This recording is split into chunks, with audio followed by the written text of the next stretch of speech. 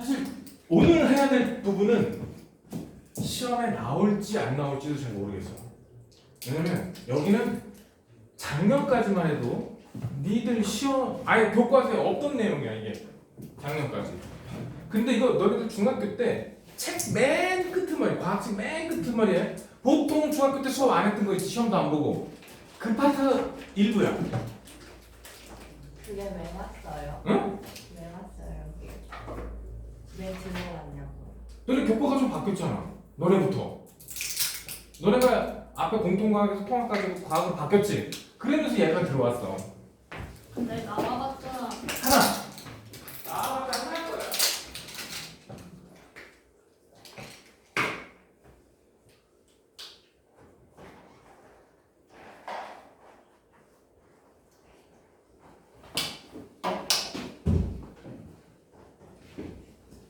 이거는 나와봤자 하나야.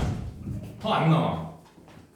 모의고사 너네들 모의고사 통합과학을 보게 되겠지? 25문제 40분 2개 나오긴 좀 힘든 파트야. 아마 마지막쯤 문제 24번까지 푸느냐고 수고했다. 얘따 먹어라.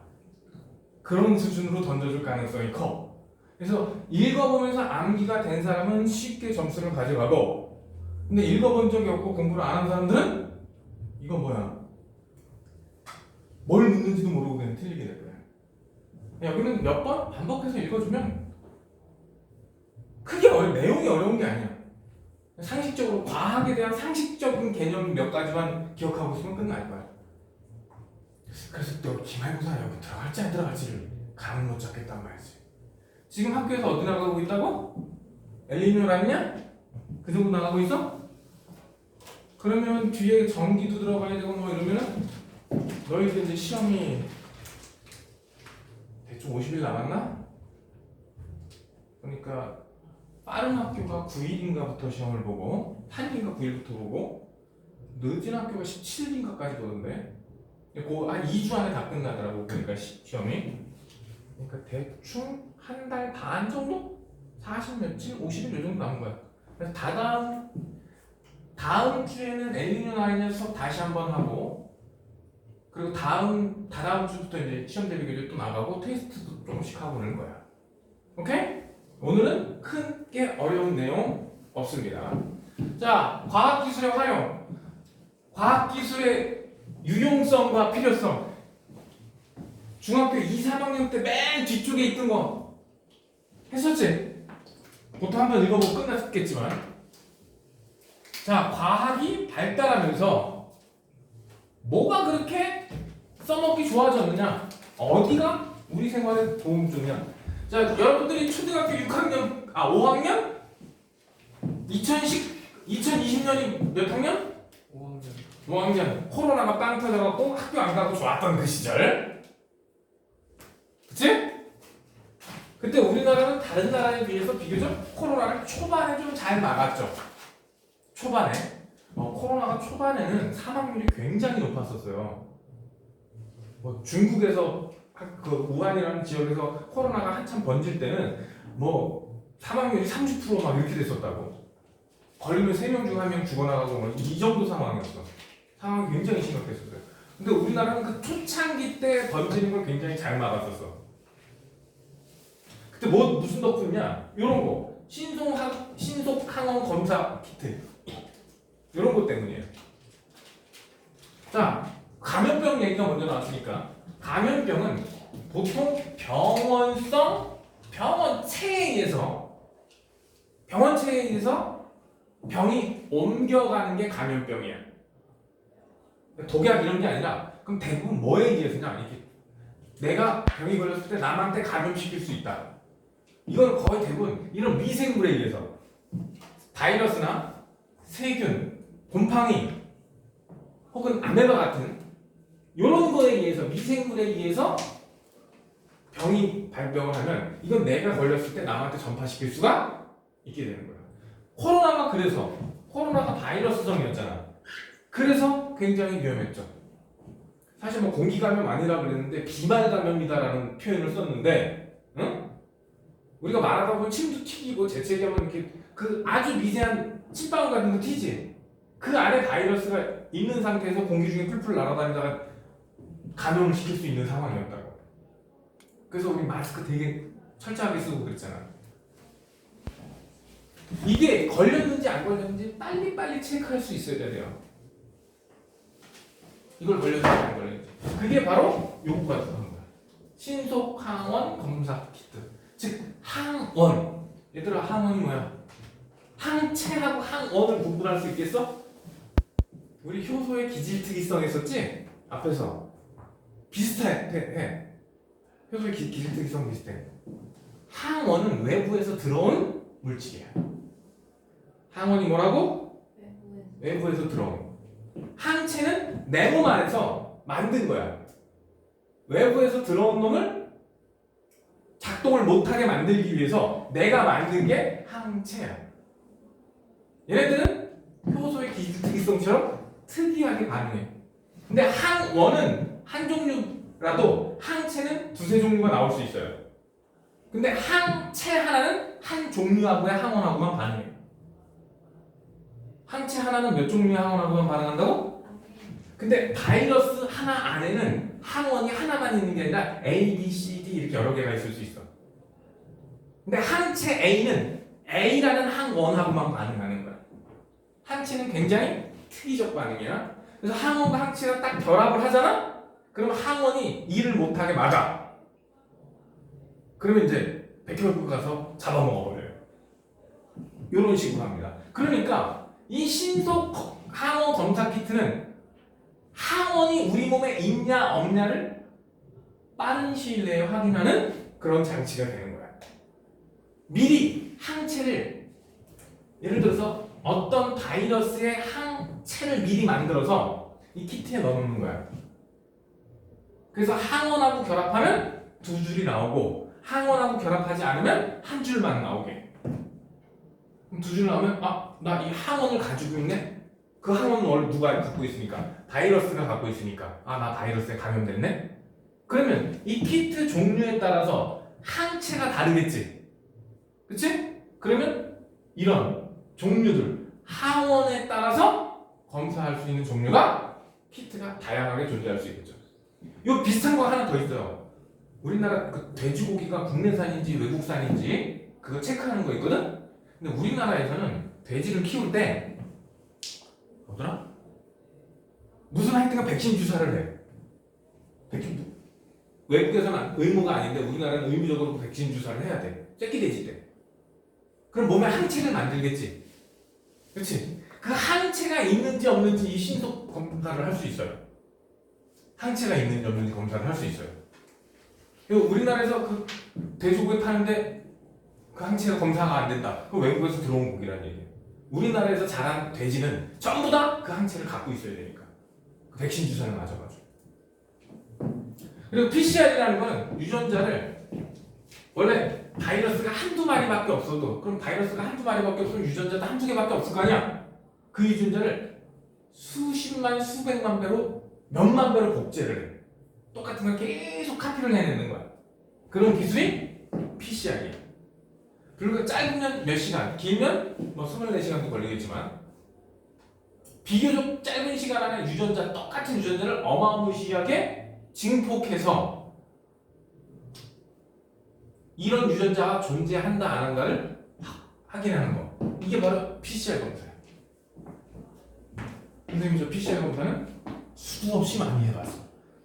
너네 코로나 때 걸려서 격리당해 온 사람 손. 나만 격리가 안 됐어. 나는 그 시기에 안 걸리다가 다 지나간 다음에 코로나가 걸렸어. 일단 여기서 걸리면 PCR 검사를 다시 했죠. 왜냐면 이게 100% 정확하지가 않아요. 그러니까 1차적으로 빨리 걸러내고 요거는 한 10분이면 확인되잖아. 5분 10분이면 확인되잖아. 늦어도 30분 안에 확인되죠. 그러면 PCR 검사로 더 정확하게 확인해 보는 거예요. 그렇게 해서 니네들도 격리하기 전에 여기 뜨면은 이거 이렇게 했을 텐데. 그리고 보건소 거기 가서 하면은 바로 이거 검사해주고 막 그랬을 텐데.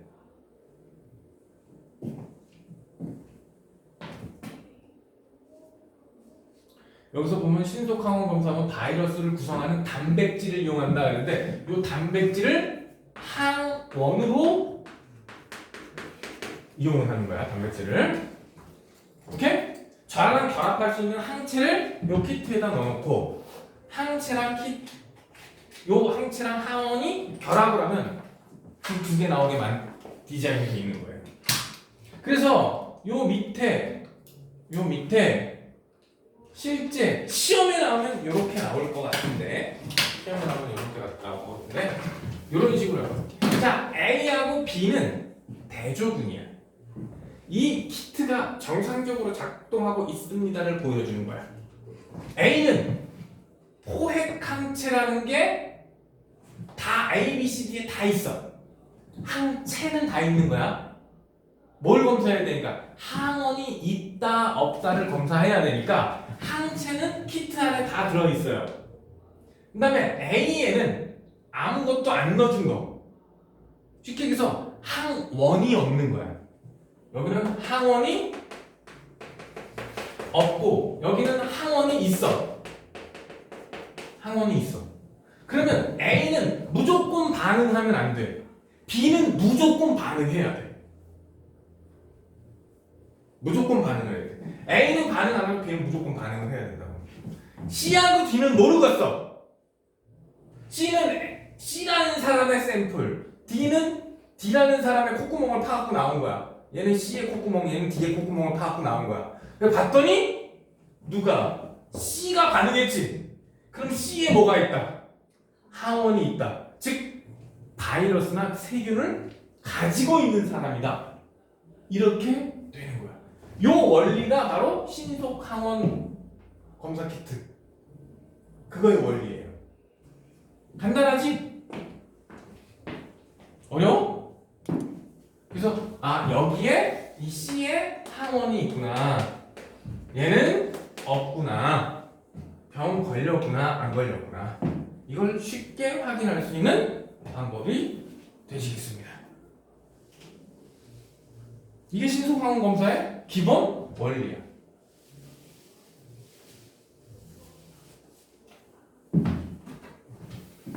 바이러스는 구조가 굉장히 간단해요. 껍데기는 단백질, 그 안에 짧은 핵산. 이게 끝이야.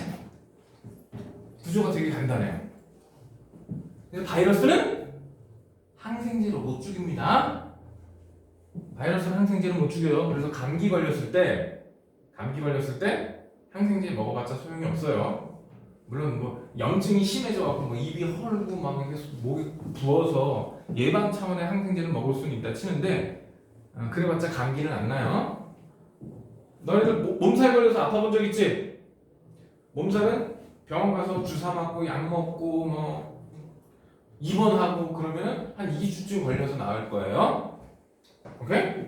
집에서 잘 먹고 잘 쉬면서 약 하나도 안 먹고 잘 먹고 잘 쉬면서 푹 쉬면 한 14일쯤 걸리면 나와요. 똑같죠? 왜? 여러분들이 감기약 먹는 거는 증상 완화되지 바이러스를 제거하는 치료약이 아니에요. 근육통이 있으니까 진통제를 먹는 거고 콧물 나오니까 콧물 나오지 말라고 열 나니까 해열제. 감기약이 그런 거예요. 그래서 감기 때문에 병원 가면 사실 머리가 너무 아프고 그래요. 그러면 진통제이지. 진통제 주고 끝나는 거예요. 사실상 감기는 그냥 잘 먹고 자시면 2주 정도 걸리면 몸의 면역 기능으로 충분히 이겨낼 수가 있습니다. 코로나도 우리가 알고 있는 코로나도 얘도 일종의 감기 증상인데 굉장히 빨리 폐렴으로 넘어가는 게 특징이었던 거예요. 원래 감기 걸렸을 때 못 먹고 목 쉬고 방치하잖아?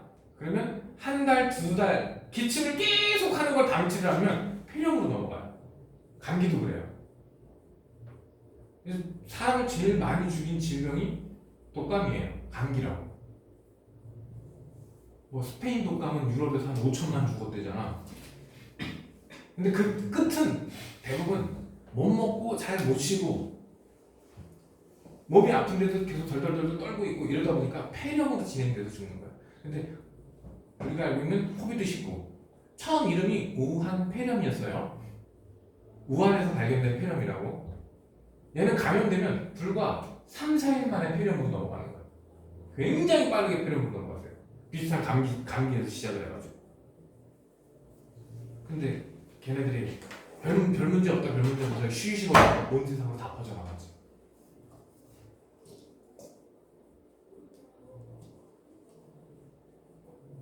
그래서 항체 검사라는 게 있어. 여기 뭐 항체 검사.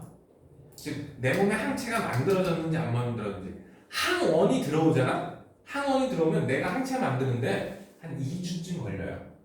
짧아도 10일 이상. 보통 2주 전후는 걸려. 2주에서 3주 사이 내가 항체를 만드는데 2, 3주 걸려요.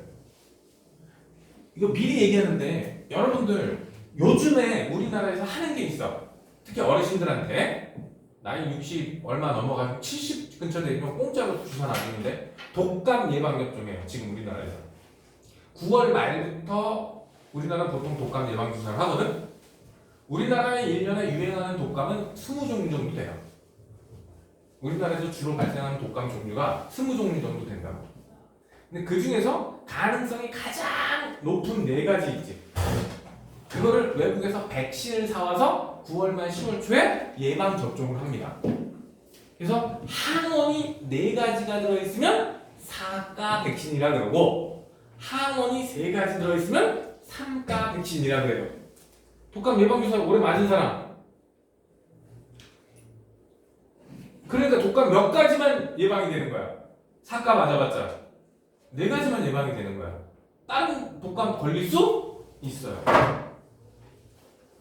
그런데 지금 이 얘기를 왜 했냐? 여러분들 수능 언제 보죠?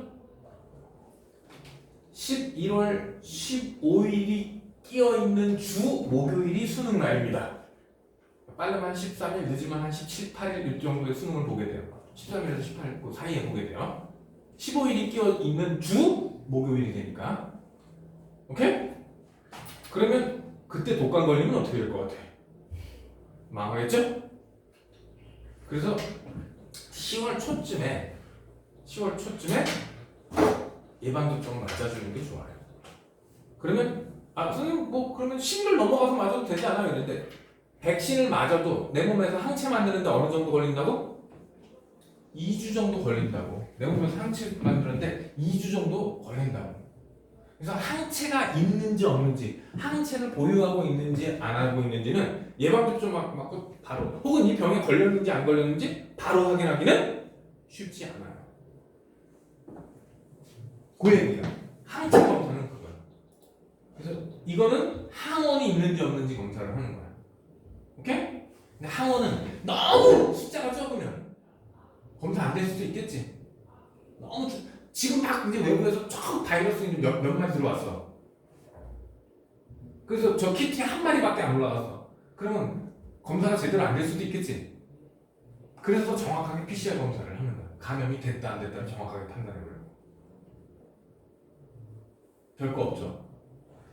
그리고 감염병 추적 관리. 우리나라가 코로나 때 이런 거 되게 잘했어. 그래서 감염 환자가 나오면 너희들은 초딩이니까 잘 몰랐지만 이 감염자가 몇 번 버스를 타고 어느 경로를 거쳐갔는지를 다 얘기해갖고 떴어. 몇 월 며칠, 어제 뭐 몇 번 버스 타고 어디에서 어느 방면으로 몇 시에서 몇 시 사이에 가신 분들 검사받으라고.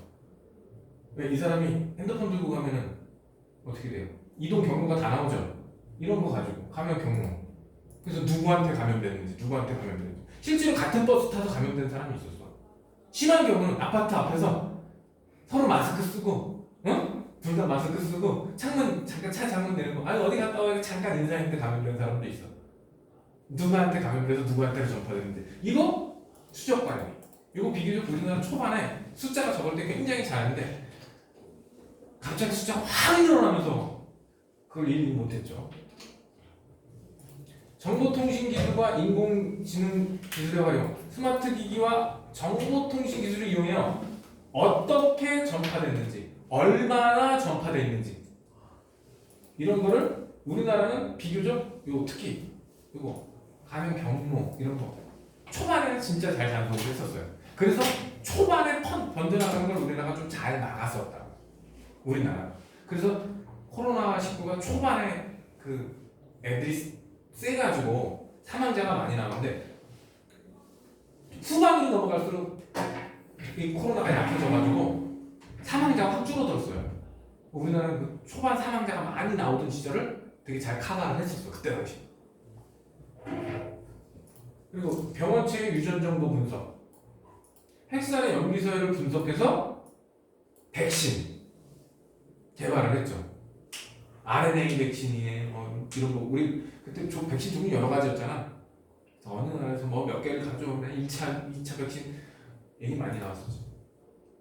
결국은 단백질을 연구하건 DNA를 연구하건 바이러스 내지는 이 세균을 감염체를 연구해야 약을 만들든지 말든지 할 거 아니야. 감시체계 구축과 방역 시스템의 개선. 새로운 감염병이 야 코로나 때 그렇게 한번 난리 났지? 다른 감염병이 있을까 없을까 앞으로? 당연히 또 있을 거야. 그리고 지금도 시골에서는 방역 활동을 하고 있어요. 지금도 조류독감 때문에. 옛날에는 조류독감이 이렇게 자주 안 생겼는데 요즘은 조류독감이 우리나라 그냥 매년 겨울에 조류독감이 생기는 것 같아. 매 겨울에. 왜요? 응?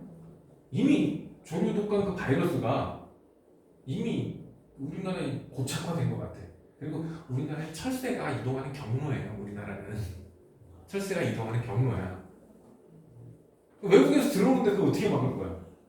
막을 방법 있어? 그러니까 굉장히 중요한 게 초기에 빨리 알아내야 되고 그 다음에 혹시 닭이나 오리에 감염됐을 때 외부로 안 퍼지게 빨리 차단을 해야 돼요. 그게 바로 이거야. 감시체계 구축과 방역 시스템 개선. 그 농장이 다 휩쓸려갖고 그 주변으로 다 퍼져나간 다음에 막아봤자 소용없잖아. 초반에 몇 마리가 딱 한두 마리 딱 걸렸을 때 빨리 캐치해서 그 농장만 딱 폐쇄해가지고 외부로 퍼져나가지 않게. 그래서 그러면 그런 동네 가면 이제 동네 근처 지나갈 때마다 차에다가 이제 소독하고 바퀴 소독하고 쌩 난리를 쳐요. 그게 바로 이 방역 시스템. 근데 지금은 이미 우리나라에 몇 번 문제가 있었죠. 실제로 겨울만 되면 이 조류독감하고 그 돼지열병 문제가 심해요 우리나라. 그래서 시골에 가면은 아예 길목길목마다 이런 소독할 수 있는 위치가 아예 미리미리 마련이 돼 있어 지금. 그래서 지금 어느 동네 조류독감 떴다 그러면 다다닥 24시간 안에 소독할 준비가 끝나 있어요. 그리고 살아있는 닭들을 다 자루에 담아서 파묻어 버리죠. 옛날에 돼지든 소든 살아있는 채로 파묻었었어요. 초반에는 너무하지. 살아있는 애들 그냥 파묻고. 그래서 돼지나 소는 안락사 시켜가지고 파묻는데 닭은 그냥 자루에 넣어서 그냥 파묻어 버리더라고. 그러니까 닭은 농장 하나에서 수만 마리씩 키워요. 그거 일일이 안락사 시킬 생각해봐. 끔찍하지 않냐? 닭이나 오리는 자루 같은 데다 넣어가지고 그 상태로 파묻어 버리더라고. 파묻을 때도 뭐 밑에도 석행 깔고 위에도 석행 깔고 이래가지고 새들이 밖으로 안 나오게. 지금은 뭐 방역 로봇까지 동원하고 있으니까 로봇 같은 것 중에 가장 대표적인 것 중에 드론이 사람 가기 힘든 데까지 돌아다니면서 싹 소독약 뿌리고 다니잖아요 요즘. 너네들은 모르겠지만 선생님 집이 시골이라 가끔 가다 보면 이게 차에 약품 두개 맞으면서 가야 돼. 전에 한 번은 집에 가는데 갈 때 3번 올 때 3번 약품 뿌려버리는데 선생님 집이 충주인데 여기 충주 가는데 3번 뿌리더라고. 가는데 3번 오는 데서 갔다 왔더니 차가 뽕해. 그 약을 뒤집어 써가지고. 그게 바로 이런 거야. 감염체계 구축과 방어 시스템 개선. 지금은 이게 우리나라 몇 번 이 감염병이 특히 조류독감이라든가 돼지열병 이런 바이러스성 질환이 몇 번 돌면서 이런 좀 방치가 지금 비교적 잘 돼 있어요. 그럼 미래 사회 문제 해결에서 과학의 필터. 자, 우리가 살다 보면 사람 쪽수가 많아지니까 분명히 문제가 생길까 안 생길까? 엄청 생길 거야. 그 중에 간염병. 코로나 때문에 한번 제대로 당했죠? 그치? 앞으로 점점 심한 병이 등장할 가능성이 높아요. 두 번째, 기후변화. 기후변화 얘기 안 해도 재작년인가 작년인가 나사 과학자가 이런 소리를 했죠. 올 여름은 되게 시원할 전망입니다. 니들 인생 중에서 니들 남아있는 인생의 여름 중에 제일 시원할 거야. 그게 뭐야? 앞으로 점점 더워진다는 얘기죠? 그 정도로 기후 문제가 심각해. 그리고 이놈의 에너지 고갈.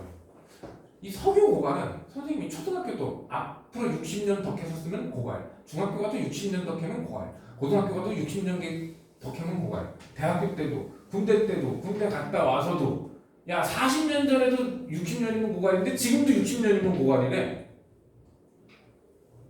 석탄은 200년 정도 남았대요. 근데 결국 석탄이건 석유건 천연가스건 지하 자원이고 화석 연료이기 때문에 시간이 지나면 결국은 고갈돼서 없어질 놈들입니다.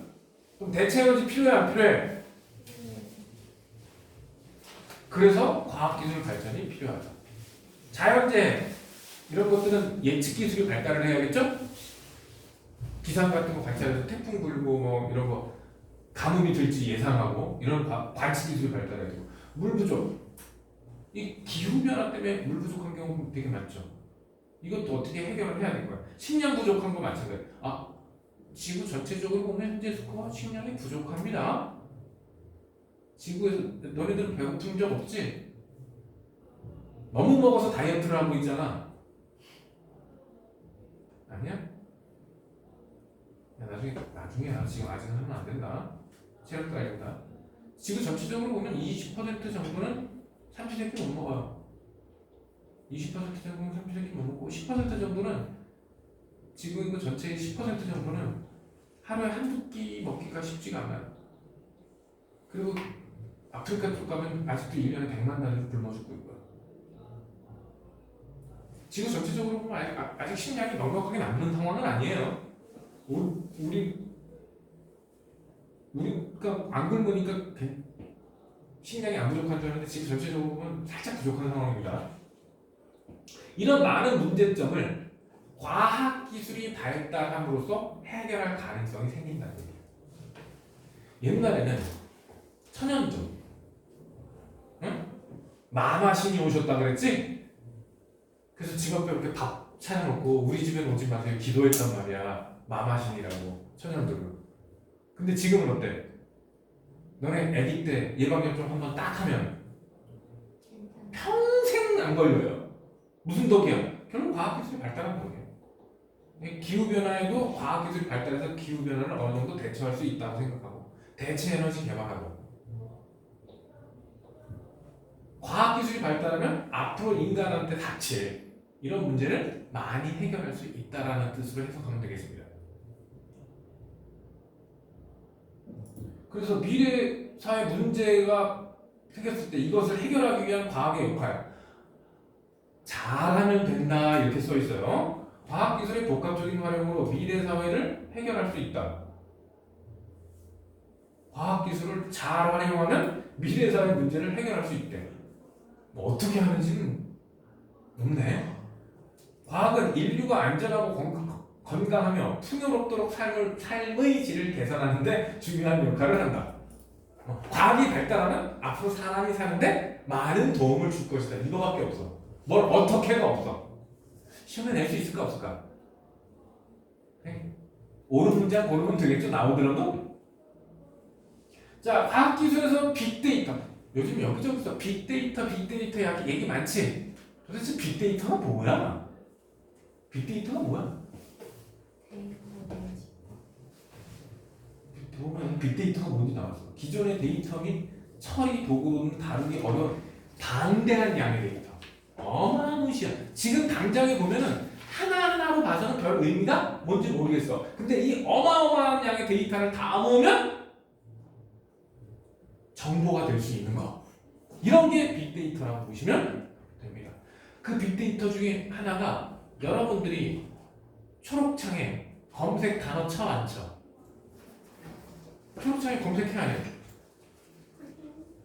거의 하루에 몇 번씩 하지 않아? 차게 검색해야 돼. 해요. 그런 거 하나하나가 빅데이터가 될 수 있는 거야. 하나하나 보면 보잘 것 없어요. 근데 어마어마하게 많은 양을 모아놓고 보면 정보가 될 수 있는 거. 그런 게 바로 빅데이터. 그래서 그러다 보니까 사람 손으로 어떻게 할 수가 있을까 없을까? 없어요. 사람 손으로 일일이 이거 못해요. 빅데이터는. 사람은 못하지만 누구는 할 수 있어. 컴퓨터는 할 수 있어. 걔네들이 모아서. 그래서 빅데이터는 뭐냐? 기존의 데이터 관리 및 처리 도구로는 불가능해. 이게 손이나 이런 걸 어떻게 못해. 수치 자료뿐 아니라 문자, 영상, 음성 뭐든지 다 빅데이터가 될 수 있어. 근데 기존의 고전적인 손이나 뭐 이런 방법으로 할 수가 없고 컴퓨터로 자동으로 수집해갖고 자동으로 정보를 뽑아낼 수 있는 거. 그런 게 빅데이터가 되는 거야. 생각보다 굉장히 유용해. 그래서 여러분들이 유튜브를 키면 너네들이 관심 있는 것만 뜨잖아. 왜? 너네들이 검색어를 입력시킬 때마다 얘네들은 그걸 다 기억하고 있는 거야. 아, 얘가 이쪽 분야에 관심이 있구나. 그러니까 추천 동영상들은 그런 거를 띄워주는 거야. 그러기 위해서는 짜잘한 정보들을 일일이 다 모을 필요가 있다 없다. 빅데이터로 하려면 쪼잔한 정보를 다 모아야 되겠지. 당연스럽게도. 실시간 생활 데이터를 측정을 해야 돼. 너네들 핸드폰 들고 이동하면 그것 자체도 빅데이터가 될 수 있다. 왜냐면 너네들 이동할 때마다 중계기가 다른 곳대로 이동하죠. 그런 것 때문에. 그래서 센서가 부착된 기기, 센서가 필요해요. 센서에서 어떤 특별한 정보를 받아들여야 되니까. 센서가 부착된 기기로 일상생활에서 다양한 데이터를 실시간으로 측정을 해야 돼요.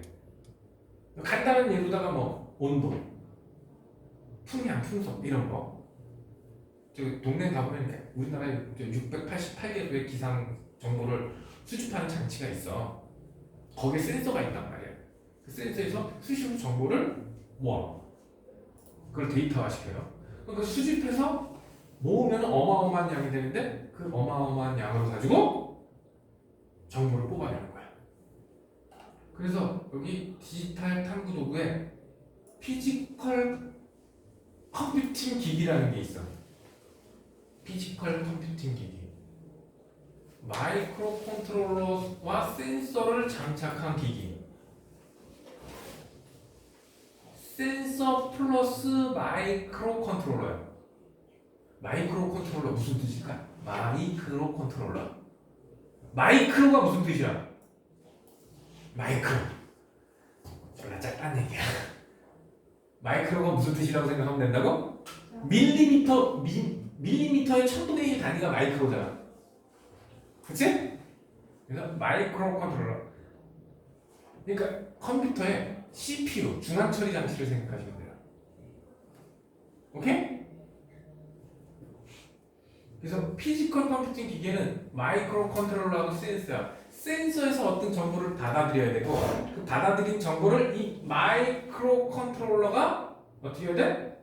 컴퓨터의 중앙 처리 장치에 해당하는 마이크로 프로세서와 입출력 단자를 하나의 칩으로 만든 게 마이크로 컨트롤러야. 마이크로 컨트롤러에는 센서가 있다 없다?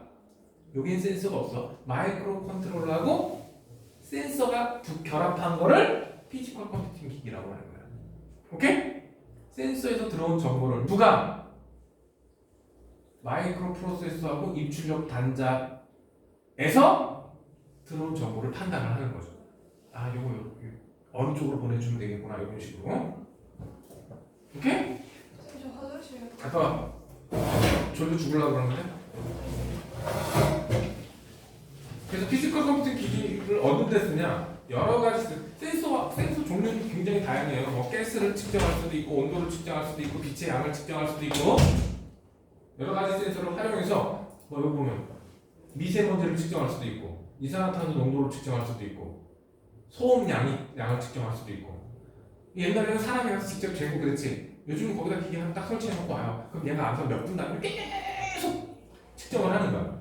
그래서 아, 여기가 하루 평균 보면 이게 평균 소음은 이 정도 나오고 뭐 몇 시에서 몇 시 사이에 특히 소음이 심해지는 거야. 그럼 여기는 주변에 사는 사람들 불편할 테니까 차단 방을 설치해 줘야겠네. 이런 데이터가 나오게 된다고. 그러려면 뭐부터? 정보 수집부터 시작을 해야 돼요. 그때 필요한 게 뭐야? 이런 피지컬 컴퓨팅 기기 이런 것들이 필요한 거야. 이런 게 필요한 거야. 피지컬 컴퓨팅 기기는 뭐와 뭐의 합산이라고? 센서랑 마이크로 컨트롤러. 마이크로 컨트롤러는 뭐가 있어? 프로세서 플러스 입출력 단자. 정보가 들어오고 나갈 수 있는 입출력 단자가 필요하다. 오케이? 그래서 이런 거를 빅데이터 기술엔 이게 필수야. 정보를 여기저기서 많이 모아야 돼. 그래서 여러분들이 어디 홈페이지에 가입해. 그럼 반드시 해야 될 게 하나 있지. 개인정보 수집 동의를 해야 되잖아. 개인정보 수집에 동의 안 하면 가입이 돼 안 돼? 난 그거 진짜 마음에 안 들어. 개인정보 수집에 오케이 안 눌러주면 가입이 안 돼. 난 내 정보 주고 싶지 않은데. 근데 알게 모르게 어마무시하게 내 정보가 팔려나갔을 거야. 자, 그럼 이 빅데이터의 생성, 센서의 개발과 정보통신기기의 발달, 다양한 분야에 수집된 많은 데이터가 디지털 형태로 전달되어 빅데이터로 축적된다. 이 동네 저 동네에 퍼져 있는 각 센서의 정보를 한 군데로 모아야 된다는 얘기지. 말은 어렵게 써 있는데 알맹이는 하나도 없어. 빅데이터 기술은 빅데이터를 분석해서 가치 있는 정보를 추출하는 거. 요게 핵심인 거죠. 그러려면 데이터를 가능한 많이 모을수록 정확한 데이터가 나오지 않을까? 목적에 맞게 처리하고 금융, 교육 이런 데다가 써먹을 수 있다. 그래서 데이터를 조금 모으면 별 의미가 없고 가능한 넓은 범위에서 많이 모았을 때 조금 더 정확하고 의미 있는 데이터가 될 수 있어요. 그러니까 애들이 닥치고 정보를 수집하려고 들어. 그래서 문제점이 생겨요.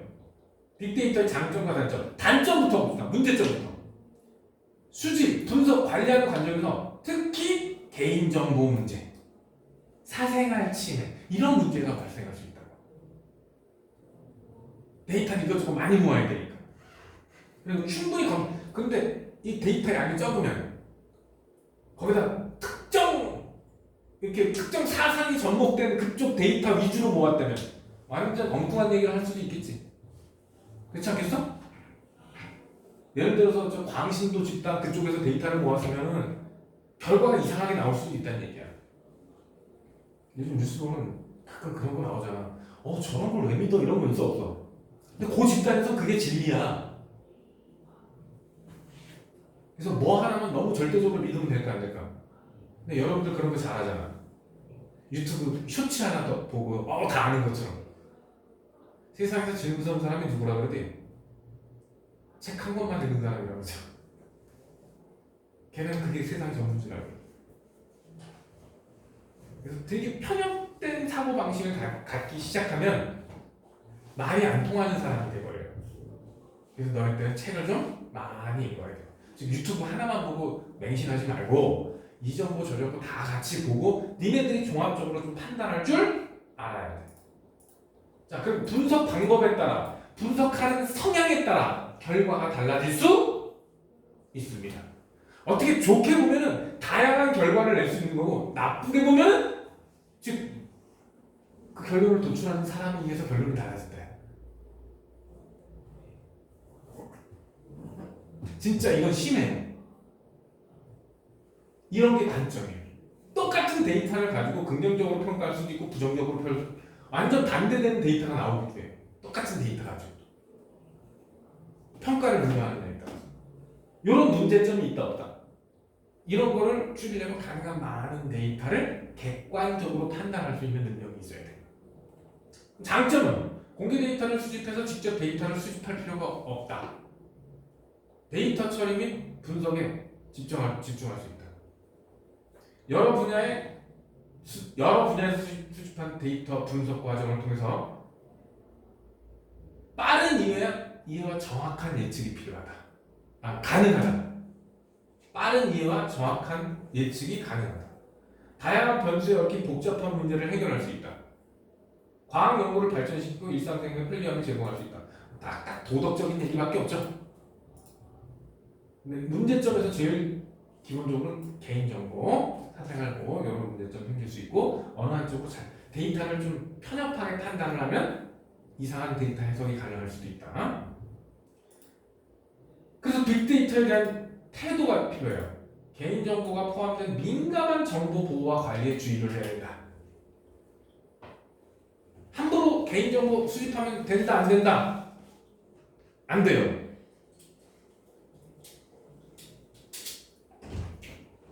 다음, 필요한 데이터를 적절하게 선별하고 비판. 요거 되게 중요해. 요 말은 중요해.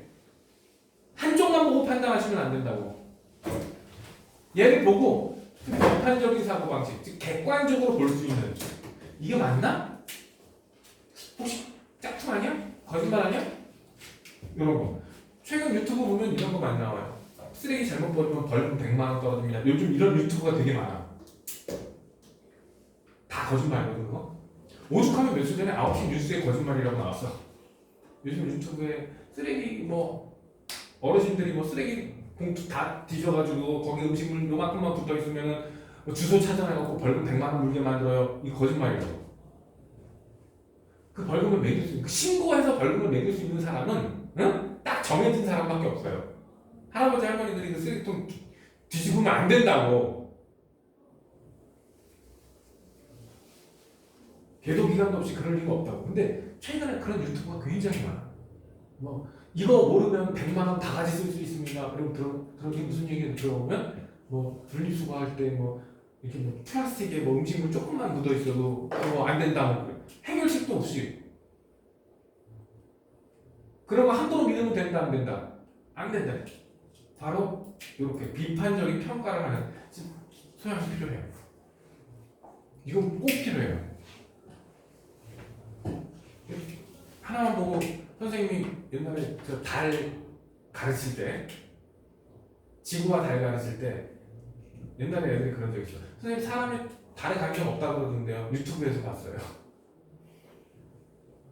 실제 TV에서도 나왔어. 진실 혹은 거짓. 거기에서도 나왔어. 근데 거기 마지막 나레이션이 뭐라고 나왔냐면 일부 과학자는 실제로 달에 갔다고 주장하고 있다 이렇게 나왔어. 일부 과학자는 실제로 달에 갔다 주장하고 있다. 그럼 완전 얘기가 뒤집어진 거잖아. 이렇게 해석을 할 수도 있다. 잘못하면. 근데 사실은 99% 이상의 과학자가 달에 갔다 온 게 맞다고 생각을 하고 1%도 안 되는 과학자들이 달에 간 거는 거짓말이다 이렇게 얘기하고 있거든. 근데 TV에서 딱 일부 과학자가 달에 갔다고 주장한다. 거꾸로 됐지 않았어 얘기가? 이렇게 이거 분석 방법에 따라 결과를 엉뚱하게 도출할 수도 있다고요. 말 한두 마디 가지고. 그러니까 여러분들 뭐가 필요해? 비판적인 평가를 할 수 있는 소양. 이 소양이 뭘까? 어떤 태도, 사전 지식 이런 게 필요하겠죠? 빅데이터의 문제점을 인식하고 이를 보완할 수 있는 방향으로 올바르게 사용한다. 안 좋은 쪽으로 쓰지 말고 좋게. 그러면 과학기술 사회에서 빅데이터를 활용하는 우리 주변에서 제일 좋은 건 이 기상관측에 많이 쓰이겠죠. 많이 갈수록 기상 데이터가 쌓이고 그러면서 조금 더 정확한 일기예보가 될 거예요. 야, 선생님 때는 그냥 일기예보 하루야. 오전 오후가 안 나가서. 지금 일기예보가 시간 단위로 나오지 않니? 지금 일기예보가 시간 단위로 나오잖아. 근데 선생님 초등학교 중학교 때는 하루 단위였어. 하루 단위. 그 하루 단위도 안 맞았어. 근데 요즘은 오전 오후 나누고 시간 단위로. 근데 보면 되게 비교적 되게 정확하게 맞아 떨어져요. 근데 과학 실험, 이거 어떻게 보면 과학 실험은 시뮬레이션 돌린다고 생각하면 돼요. 시뮬레이션 돌린다. 미국은 지금도 핵 실험을 하고 있습니다. 미국은 지금도 핵 실험하고 있어요. 근데 폭탄을 터치지는 않아. 미국은 이미 100발 넘는 핵폭발을 실험을 통해서 데이터를 누적하고 있어요. 그러니까 이제 더 이상 진짜 폭발을 안 시키고 모르다가 컴퓨터 시뮬레이션을 통해서 핵폭발을 미리 예상해 볼 수가 있어. 우리나라도 비슷한 거죠. KF-21 전투기 거의 실패가 없이 착착착착 진행되고 있는 이유 중에 하나가 바로 이 시뮬레이션을 굉장히 잘 돌렸기 때문에, 가능한 예상치 시뮬레이션을 많이 돌렸기 때문에 이게 가능한 거예요. 그 데이터 누적하는데 굉장히 고생했을 거예요. 유전체 분석, 약을 개발하건 병을 예방하건 치료하건 이러기 위해서는 유전체 연구니까 이건 DNA, RNA를 연구한다고 생각하시면 돼요. 요즘 생물학 하는 사람들은 다 이쪽이야. 유전체 DNA, RNA 연구하는 거야. 생물. 그쪽으로 가겠다는 건 누구였지? 오늘 알았나?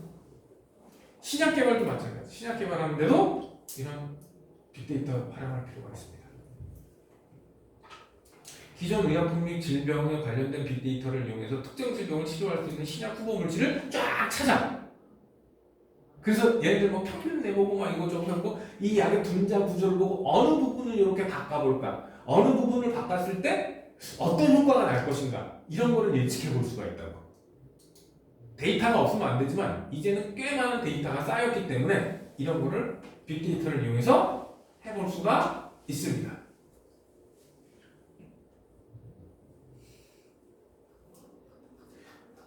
별로 알맹이가 없죠. 그냥 아 그렇구나 이러면 끝이죠. 그래서 이 파트가 별로 공부할 게 없다 그런 거야. 잠깐 5분만 쉬었다가. 자, 이번 챕터가 아니라 책의 마지막 챕터, 과학기술 발전과 쟁점. 얘들아, 과학이 발전하면 무조건 좋을까? 아니요. 좋은 점도 있지만 나쁜 점도 있을 거야. 그거를 여기서 얘기할 거야. 과학기술의 발전. 지능 정보화 시대는 데이터를 기반으로 하는 사물 인터넷 기술이 뭐지? 이렇게 얘기해. IoT 기술이라 그래요. 이건 너네가 나보다 잘할 텐데. 이거 기가 시간에 IoT 얘기 나오지 않았니? 하는데 대부분 한쪽 귀로 흘려듣잖아요. 그렇지. 이건 뭐냐면 IoT 기술이 뭔지 여기서 설명이 나오는데, 각종 센서, 통신 기능, 소프트웨어 등이 내장된 전자기기가 인터넷에 연결돼서 다른 사물과 주변 환경 데이터를 실시간으로 교환해서 작업을 수행하고 있어. 쉽게 해서 너네 집 이런 집 있는지 모르는데 요즘은 TV, 컴퓨터, 청소기, 에어컨, 냉장고 이런 것들이 인터넷에 다 연결돼서 네트워크를 구성하는 경우가 많아요. 그래서 와, 나 지금 집에 들어가면 졸라 추울 텐데 1시간 전에 미리 보일러 집 밖에서 가동시킬 수가 있다고. 핸드폰 가지고. 근데 이걸 하려면 어떻게 해야 돼? 인터넷에 이렇게 연결이 되어 있어야 돼. 그 정보를 주고받을 수 있는 통신 기술도 필요하고, 현재 온도가 어떤지 이런 여러 가지 센서도 필요하고, 그걸 구동시키는 소프트웨어, 그걸 연결시켜주는 인터넷도 필요하고. 그래서 회사에서 로봇 청소기 가동시킨다고. 아, 나 오늘 청소 안 돌리고 왔다. 청소기한테 나 청소해. 요즘은 그냥 방바닥 지저분하면 지가 알아서 청소한다며. 시간 되면 알아서. 그리고 한번 쓱 돌았다가 아직 지저분하면 또 돌고 깨끗해질지까지 그렇게 한다며. 그런 게 다 이거하고 연관 있는 거야. IoT 기술. 그리고 냉장고 문을 열지 않고도 냉장고 안에 뭐가 어디에 있는지 냉장고 안을 비춰줘요. 그래서 냉장고를 오래 열고 있을 필요가 없게 만들고, 그리고 요리할 때 냉장고 문에 디스플레이어가 있어서 거기에 레시피가 떠. 그 레시피가 떠. 그 정도 냉장고 쓰는 집 있나? 우리 집 냉장고에는 인터넷 됩니다. 아직 그거 쓰는 사람을 내가 본 적은 없어요. 우리 집 냉장고는 그 정도는 아니고. 요즘은 냉장고에 온도 표시 정도는 되잖아. 그 정도는 있잖아. 냉동실 몇 도, 냉장실은 몇 도, 김치 이 정도는 뜨잖아. 나도 얼마 전부터 쓰기 시작했어. 그전에는 구형을 썼는데 요즘은 모니터 있어서 그 내부에 뭐가 있는지 내부를 이렇게 보여주는 모니터가 있는 그것도 있어요. 그런데 바로 이런 거하고 상관이에요. 그래서 여기서도 지금 냉장고에 뭐가 있지 확인할 수가 있는 거야.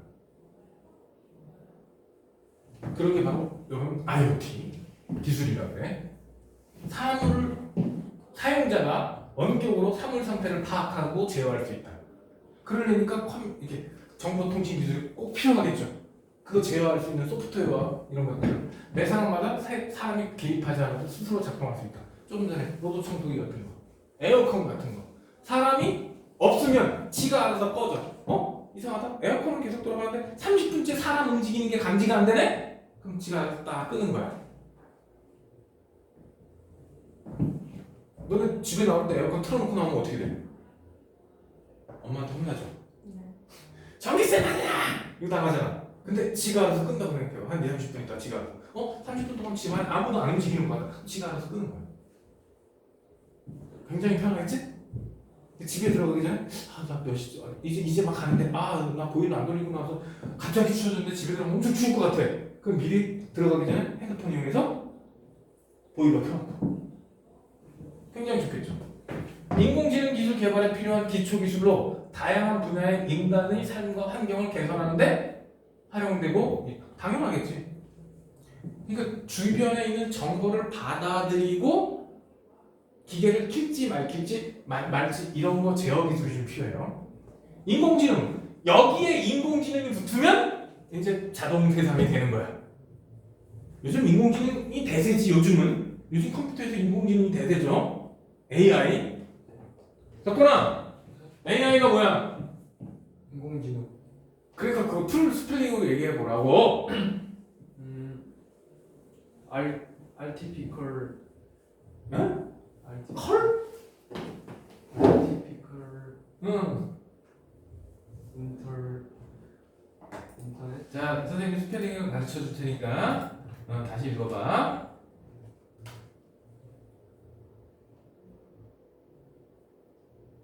책이 있어요. 쌤 제가 알아요. 있어? 어디 있어? 여기 밑에 있나? 네. 이게 무슨 뜻이야? 이거 다 했구나. 다시 읽어봐.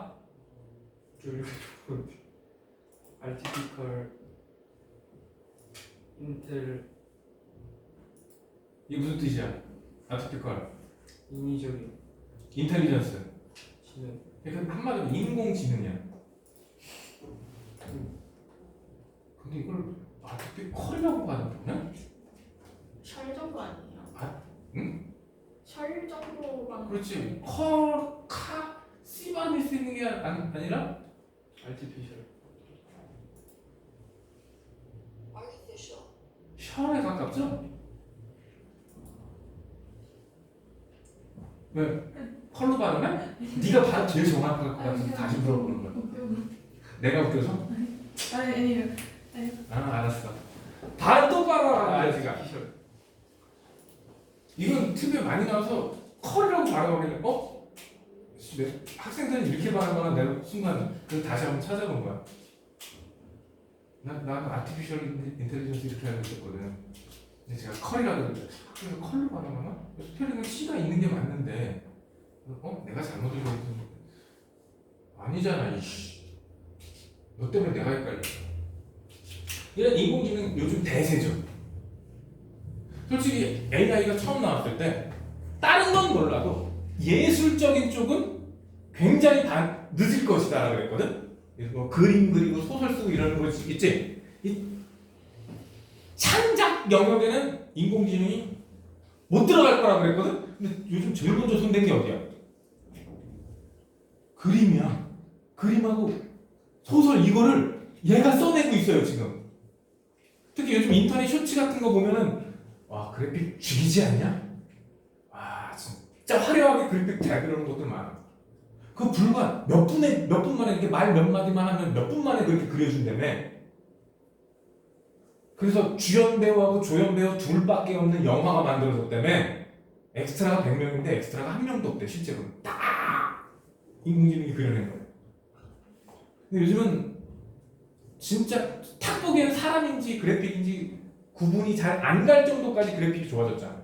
물론 눈깔 빠지게 쳐다보면 구분 가지만 AI가 나는 개인적으로 뭐 판사 뭐 이런 게 먼저 나올 줄 알았거든. 근데 요리 쪽도 많이 나왔죠 벌써. 요리 쪽도 나오고 특히 그림 쪽에 이렇게 빨리 나올 줄 몰랐어. 그림 쪽에는. 왜? 네? 아니 근데 아니에요. 근데 솔직히 AI가 그리는 그 그림이 예술적인 가치가 있다고 보기가 좀 그래서 얘는 완전히 소위 말하는 그 양산형이잖아. 근데 솔직히 미술 세상에서는 유니크한 하나밖에 없는 이게 주인데 걔네들은 뭐 그냥 뭐 너무 막 뽑아내니까. 그래서 약간 애니메이션처럼 프레임 여러 개 들어가는 거는 AI가 할 수도 있는데 그냥 한 장 한 장 개별적으로 들어가는 거는 업계 사람들은 다 보이거든요. AI가 하는 거는 디테일이 떨어지는 거. 그치. 그래서 그런 쪽은 오히려 사람들이 여전히 할 거고 오히려 약간 인력 많이 필요한 게 AI 같은 그림. 물론 애니메이션은 원래 사람을 갈아 넣는 거야. 그러니까요. 옛날에 일본만 대부분 있지. 색깔 칠하는 작업도 우리나라도 했어. 그럼 걔네들은 자본이 엄청났거든. 80년대 90년대 자본이 엄청나니까 지금 일본 애니메이션 대작이라는 게 90년대 작품들이 진짜 많아요. 걔네 돈 진짜 많던 그 시절에. 근데 그 와중에 인건비 아끼려니까 기본적인 거 주인공은 지네 나라에서 다 작업하고 나머지 파트 배경이라든가 중요하지 않는 애들은 우리나라 와서 그걸 작업해간 거야. 우리나라 만화의 16프레임 집어넣을 때 일본은 이미 22프레임을 집어넣었다고. 일본 같은 경우. 그 프레임 수가 많으면 부드럽게 움직이잖아. 그래서 우리나라 만화 보면 툭툭 끊기고 움직임이 부자연스러운데 일본 애니메이션 딱 보면 와 진짜 자연스럽게 움직인다 이런 느낌이 있었거든. 프레임 숫자의 차이. 근데 요즘은 뭐 영화로 나오는 뭐 디즈니 영화 이런 거로 나오는 거의 뭐 40프레임 가까이 들어가니까 30몇 프레임, 40프레임 들어가니까 움직임이 굉장히 부드러워졌죠. 그런 거 할 때 AI가 필수야 이제는. 이제는 그게 필수죠. 안내로봇 봤어요? 공항에서? 움직이는 거. 공항 가서 못 보는 애들 중에 몇 대 아직 안 돼가지고 시범 운영 중이라 못 본 사람도 공부 많아요. 그리고 고장 나면 다 저쪽 짱박하고 안 나오고 이러기 때문에 대단한 것 같아요. 안내로봇은. 의료로봇은 점점 발달할 거야. 의사 숫자가 지금 점점 줄어들고 있죠. 정확하게는 수술을 할 수 있는 의사가 별로 없어. 그쪽으로 가려고 우리나라가 이쪽으로 안 가려고 해서 의사는 서울에 있으면서 수술은 부산에서 받는 이런 사태가 있을 겁니다. 아 실제로 성공했어요. 로봇 팔가지고 수술하는 거 성공했어요. 복잡한 수술은 안 되겠지만 냉장 수술이라든가 이런 비교적 간단한 수술 있죠. 이런 것들은 절제술이나 이런 것들은 의료 로봇이라든가 이런 거 가지고 어느 정도 해결이 될 것 같아요. 서빙 로봇은 많이 봤죠? 네. 서빙 로봇은 많이 봤죠? 요거 몇 년 쓰면 한 1, 2년 쓰면은 사람 쓰는 것보다 싸대요. 이거 뭐 한 대가 뭐 한 몇백만 원 하는데 한 6개월만 이거 쓰면은 인건비 뽑힌대요. 사람은 매달 적어도 서빙해도 적어도 200 이상은 줘야 될 거 아니에요. 근데 이 기계값 얼마일 것 같아? 1,000만 원 넘을 것 같아. 그 정도는 아닐 거 아니에요. 몇 달만 쓰면은 인건비 거기다가 아프다고 안 나오고 기분 나쁘다고 땡깡 이런 것도 없단 말이야. 그래서 아마 단순 작업은 점점 인간이 로봇한테 직장을 뺏길 겁니다. 이미 엄청 많이 뺏겼죠? 지금 자동차 조립 공장 가면 사람보다 기계가 더 많잖아. 솔직히 뭐 우리나라 자동차 공장 몇 개 있죠? 뭐 현대, 기아 이런 자동차 공장들 있죠? 30년 전에 비해서 1990년대에 비해서 인원수가 거의 절반밖에 안 돼. 왜? 웬만한 건 다 뭐가 하니까 로봇이 합니다. 기계가 자동으로 합니다. 근데 거기에 지금은 프로그램 된 대로 움직일 수밖에 없거든? 근데 거기에 AI가 붙으면 사람이 단순 노동하는 거 이거는 점점 없어질 거야. 그래서 일자리를 점점 뺏기게 될 거야. 야 요즘은 미국은 잡초도 안 뽑는데 사람이 되게 큰 기계 있거든? 버스만한 기계가 이렇게 앞으로 가는 게 아니라 옆으로 이렇게 가거든? 지나가면서 잡초에다가 레이저 쏴요. 잡초만 골라서 죽여요. 딱 잡초 중심부 있지? 거기만 딱 골라 태우고 지나가요. 뭐만 죽이면 돼? 생장점만 죽이면 돼. 딱 생장점 가운데 딱 조준해갖고 레이저 같은 거 딱딱딱 쏘고 지나가요. 그래서 밑에 보면 번쩍번쩍번쩍해. 농작물은 안 건드려. 딱 잡초만 따다다닥 쏘고. 스피드가 사람 수십 명이 일하는 거 같아. 그 정도 스피드로. 그 사람 혼자서 이렇게 운전, 이제 사람도 안 타고 운전을 해요. 이제는 사람도 안 타, 기계. 그냥 작동시키면 지가 알아서 다 지그재그로 돌아다니면서 다 해. 점점 그렇게 변할 거예요. 그래서 사람 한 명이 농사 짓는 면적이 점점 넓어질 거예요. 과학기술 유용성과 그 한계, 유용성, 뭐 더 얘기할 것도 없겠지. 사물인터넷, 빅데이터, 인공지능, 로봇. 조만간에 로봇이 진짜 가사 도움이 나올 것 같아. 나 죽기 전에는 모르겠지만 너네 죽기 전에 가사 도움이 나올 것 같아요. 그럴 것 같지 않냐? 근데 우리나라는 로봇을 만들 때 자꾸 요즘 중국 로봇은 뛰어다녀요. 중국 로봇은 뛰어다녀요. 계단도 올라다니고. 근데 우리나라는 아직 계단 이동, 다리 쪽에 신경을 안 쓰고 우리나라는 손에다 신경 써요. 손에다. 그냥 다리 쪽이 더 어려울까? 손 쪽이 더 어려울까? 다리는 두 다리로 서서 걸어봤자 안 돼요. 발로 일하지 않아요. 손으로 일하지.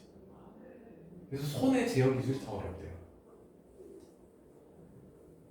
로봇 하나를 만들 때 상체 하체를 구분해서 손이 움직이는 거하고 다리를 움직이는 거 했을 때 나중에 더 가치 있는 게 손 쪽이래요.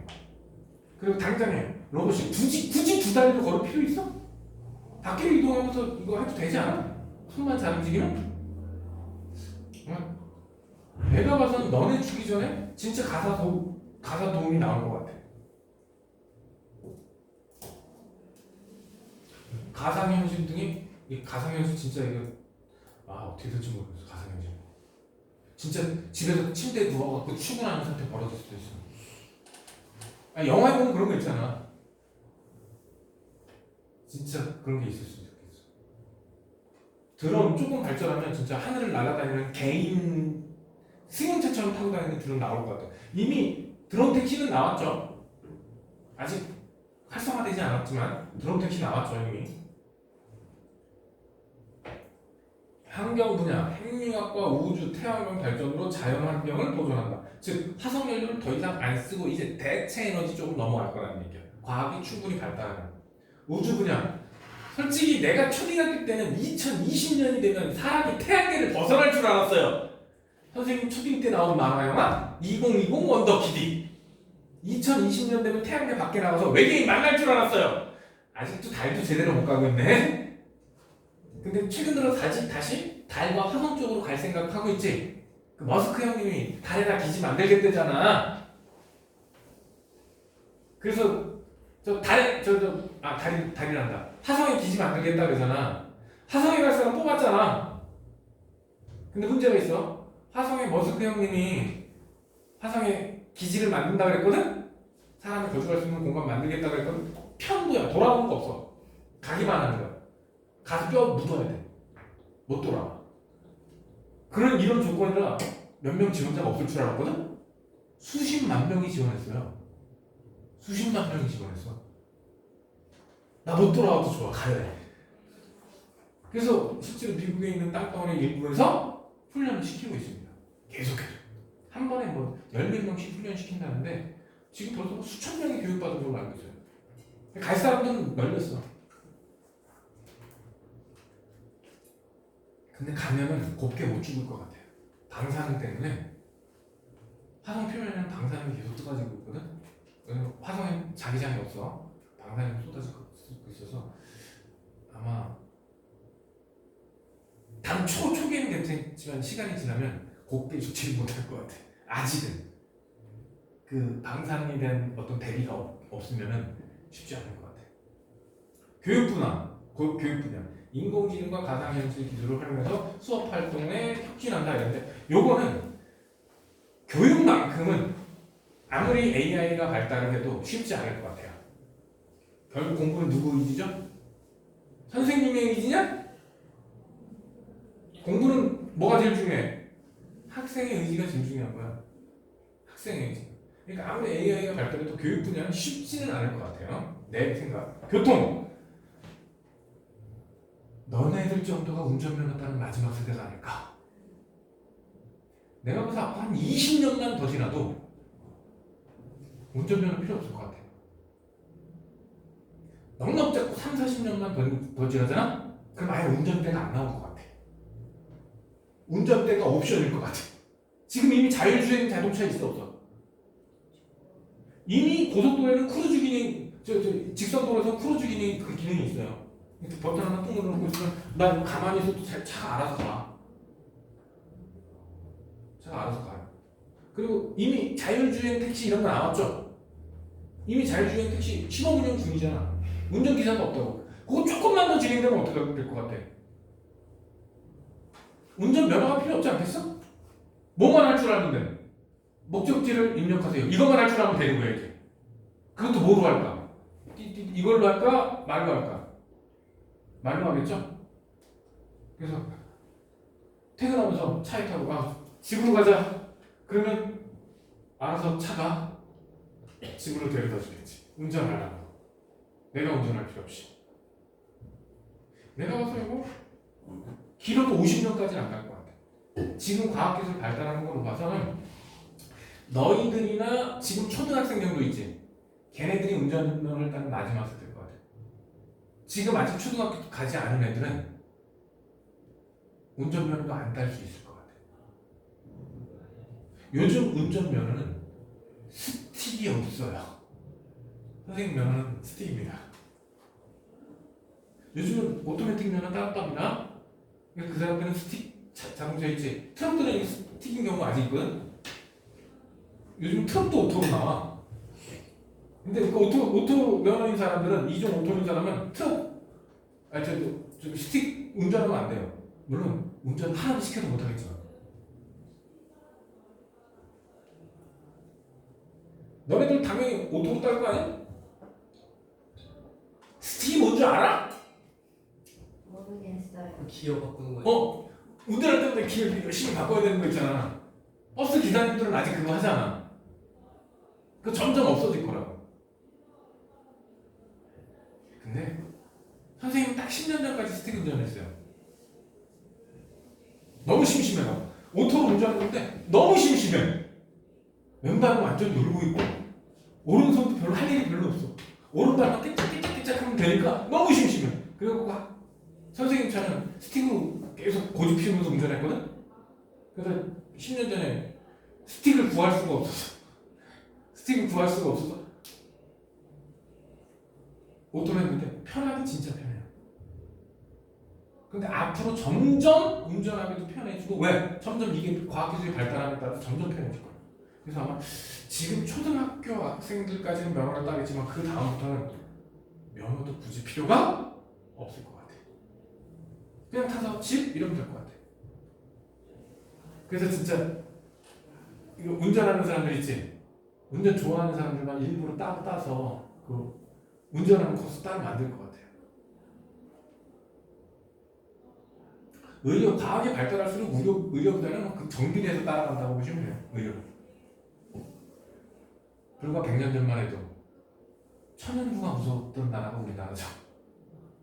근데 지금은 천연두 때문에 죽었다는 사람 있어? 없죠? 너네들 다 언제? 아기 때 예방접종 맞고 다. 그리고 옛날에는 죽었을 병. 지금 살리는 경우가 더 많죠. 물론 아직 완전히 해결한 건 아니지만 시간이 지날수록 인간은 병에 대해서 점점 치료 능력을 키워갈 겁니다. 점점. 그리고 사람이 직접 피 묻어가면서 이렇게 수술하고 이런 게 점점 기계에 의한 걸로 넘어갈 거예요. 점점. 그렇지만 한계는 뚜렷하죠. 자, 인공지능 기술의 한계. 인공지능이 부정확한 결과를 제시할 수도 있어요. 인공지능이 항상 옳은 건 아니겠지? 인공지능으로 인해 인간의 노동 및 일자리, 이건 얘기했지. 사람이 일할 자리가 점점 줄어들 겁니다.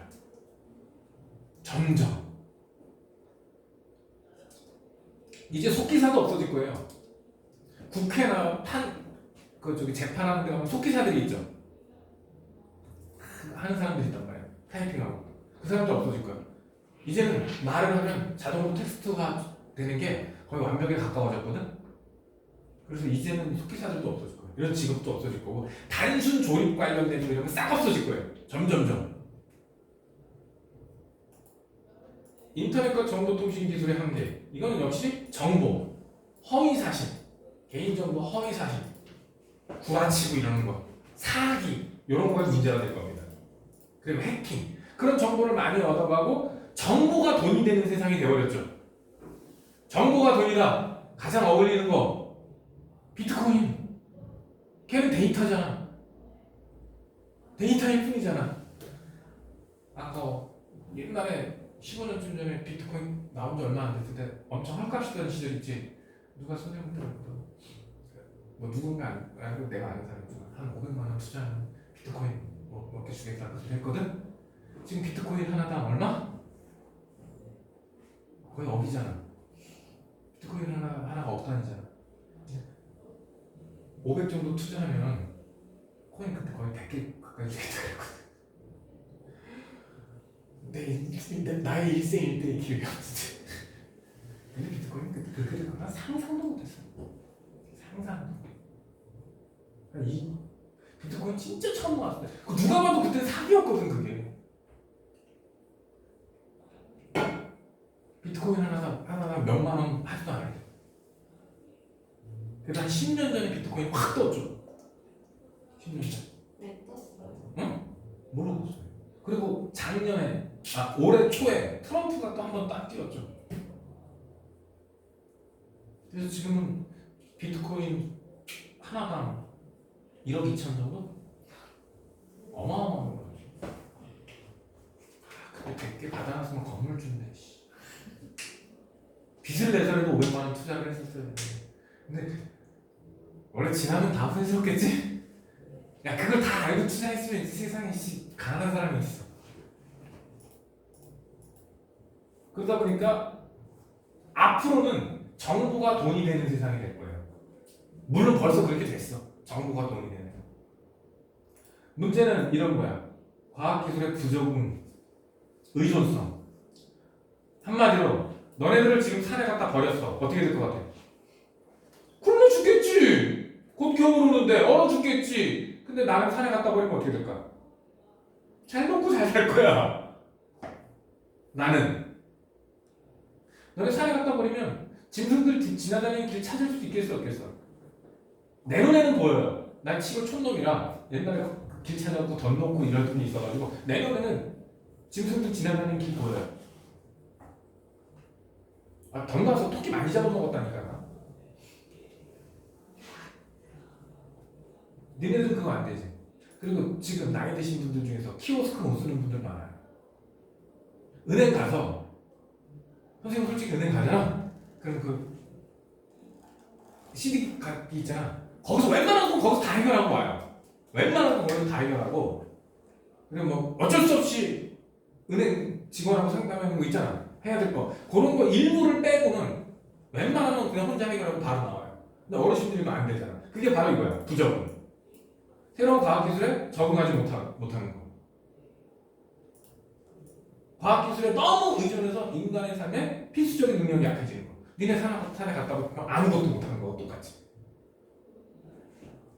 선생님이 30년 전에 군대를 딱 갔을 때 선생님보다 두세 살 많은 사람들 있지? 거의 대부분 컴맹이었어요. 선생님보다 2살, 3살 정도 많은 사람들은 타이핑도 못했어요. 군대에 있을 때. 진짜. 그래서 선생님이 타이핑 굉장히 빨리 하고 인터넷 이런 걸 척척하고 컴퓨터 분해했다 조립하는 거를 선생님보다 불과 2~3살 많은 사람들이 굉장히 신기했었어. 고무력은 컴퓨터가 굉장히 빨리 발달했거든. 그러면서 윈도우 95가 나오면서 쓰기가 굉장히 편해졌어. 그러니까 95년 이전에 대학을 졸업한 사람들은 컴퓨터에 대해서 쉽게 접근할 수 없는 세대였거든. 그때 너희들은 컴퓨터에 대해서 몰라도 이것만 딸깍거릴 줄 알면 되지 않냐? 마우스만 딸깍거릴 줄 알면 컴퓨터 쓸 수 있잖아. 너 키보드 다 외웠니? 안 보고 이거 타이핑하니? 아니요. 저 독수리 하던데. 독수리는 3개를 쓴다는 얘기지? 네. 이렇게 쓰면 독수리, 두 개만 쓰면 적다. 야, 나 이걸 300다 치면 해봤어. 아, 이거보다 300다, 젓가락 양쪽 검지손가락 나가지고 분당 300 되게 빨라. 따다다다. 야, 근데 다만 얘는 이걸 왔다 갔다 해야 돼. 안 보면은 못 쳐. 안 보면. 근데 선생님 같은 경우는 컴퓨터 처음 배울 때 손가락부터 외웠거든. 진짜 4시간 동안 꼭 잡더라고. 야, 신의 한 수였어. 선생님 한참 칠 때는 거의 말하는 거 그냥 받아칠 정도까지 됐는데 이제는 그 정도까지는 안 돼. 환경 문제, 과학기술의 발달함에 따라서 환경은 점점점 파괴돼요. 왜냐? 과학기술이 발달하면서 에너지를 점점점 많이 쓰거든. 근데 에너지를 얻어내는 과정에서 이 오염 같은 게 많이 돼요. 아직은 화석연료 위주로 많이 쓰니까. 그런데 과학이 덜 발달하면 환경이 오염되는 것도 어느 정도 해결할 수 있을 거라고 봐요. 지금 남극 쪽에서 이산화탄소 포집 장치를 건설 중에 있어요. 남극 쪽에 이산화탄소 포집 장치. 그거 왜 하고 있을까? 지구온난화 봐요. 왜 남극일까? 거기 춥잖아. 그러니까 온도 조금만 더 낮추면 이산화탄소로 드라이 아이스를 만들 수 있어요. 그러니까 적도 쪽에서 영하 70 몇 도까지 낮추는 것보다 남극 쪽에서 영하 70 몇 도로 낮추는 게 더 쉽잖아. 그래서 남극 쪽에서 이산화탄소 포집 장치를 지금 건설 중에 있답니다. 아직은 조금 돈이 드는데 뒤로 갈수록 점점 싸게 먹힐 거래. 그 드라이 아이스 만들어서 어디다 쓸 거야 몰라. 다시 땅속에 다 박아내나?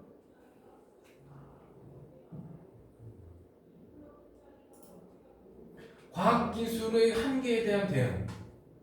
과학기술이 발전에 무조건 의존하기보다는 현명하게 사용하자. 뭐지? 잘 쓰자.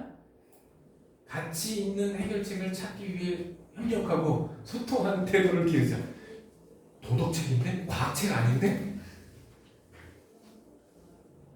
그 다음에 윤리적인 거. 과학 관련 사회적 쟁점. 과학이 발전하면서 항상 문제가 되는 게 그거야. 생명윤리라는 거. 윤리적인 거. 과학기술이 발전 과정에서 사회적, 윤리적 문제가 항상 생길 수밖에 없어. 얘들아, 뭐지? 태권도이라는 만화 아니? 이름만 알아요. 네. 알아요. 태권브이. 걔가 누구랑 맨날 싸우지? 태권브이가 왜 다른 로봇하고 맨날 싸우잖아. 네.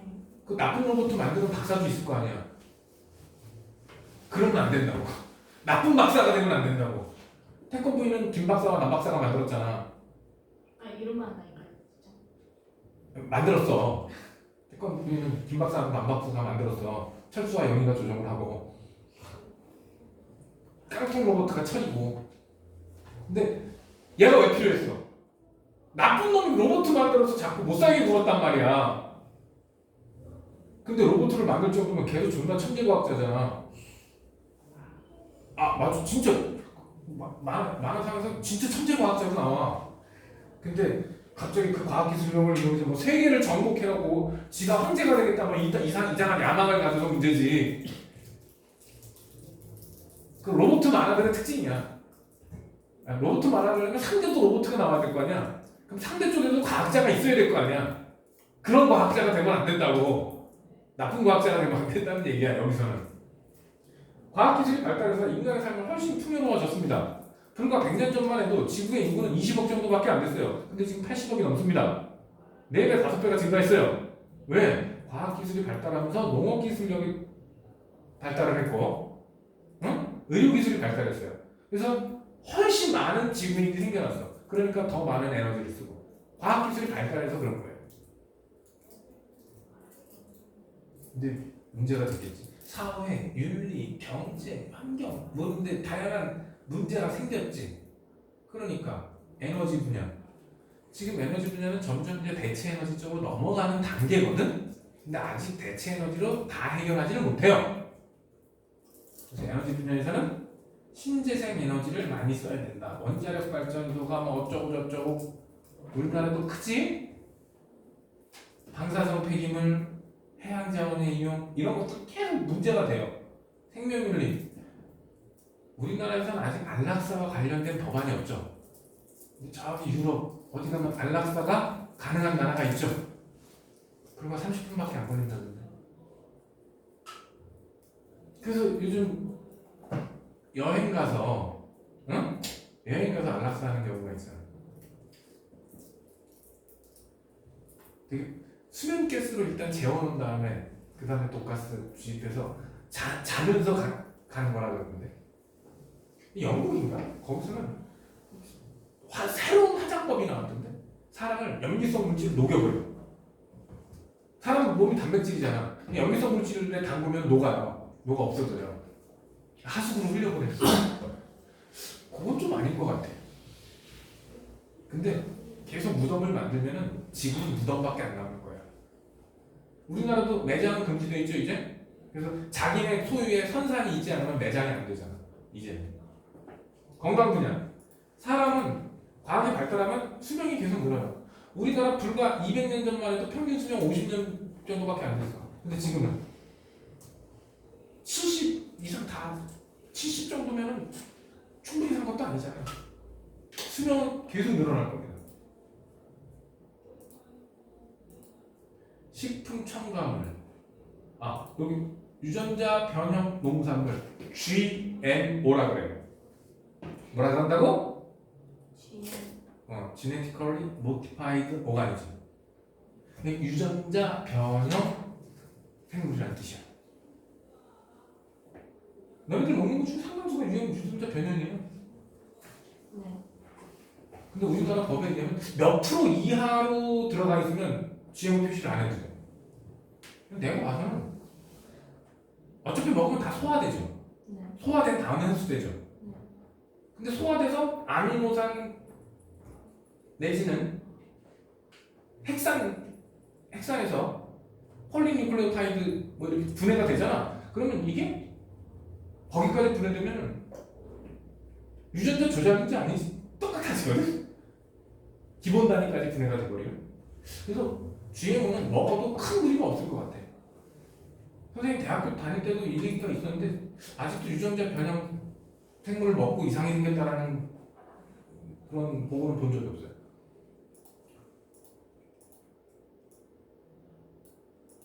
이런 쟁점 분야들이 아주 많이 있습니다. 자, 이런 건 좀 보자. 이 옥수수가 나왔지만 사실 이거 GMO예요. GMO 덕분에 어마어마하게 많은 농수산물이 생산됐습니다. 특히 옥수수 관련돼서. 옥수수는 저 사람이 먹는 것보다 소 사료용으로 더 많이 나와요. 소 사료용으로 더 많이 나와요. 콩하고 옥수수는 사료용으로 진짜 미국에서 많이 생산돼요. 진짜. 그래서 거기서 기름 짜내고 남은 걸로 이제 사료용으로 이런 식으로 넘어갑니다. 어느 나라에서는 그리고 이 옥수수 가지고 그 바이오 에탄올이라는 거 있지? 그것도 뽑아내요.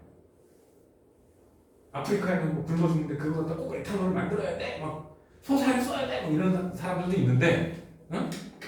애초에 그런 목적으로 개발이 된 거야. 유전자 변형, 얘네들이 인간한테 어떤 일이 일어날지. GMO를 쓴 지 한 50년 정도 됐거든요. 근데 모르겠어. 30년 전에도 어떻게 될지 모른다는데 30년 지난 지금도 아직도 어떻게 될지 몰라 이러고 있으니까 내가 봐서 큰 무리가 없을 것 같아 이거. 우주 개발. 우주 나가면 떡이 나와 돈이 나와. 그러니까 아직은 갈 필요 없어 라고 주장하는 사람들이 있어요. 아직은 갈 필요 없어. 우주 가면 뭐가 좋은데? 떡이 나와 돈이 나와. 이러면서 우주 개발 아직은 시기상조야. 뭐하러 가서 가려고 그래. 이런 사람들 꽤 있다고.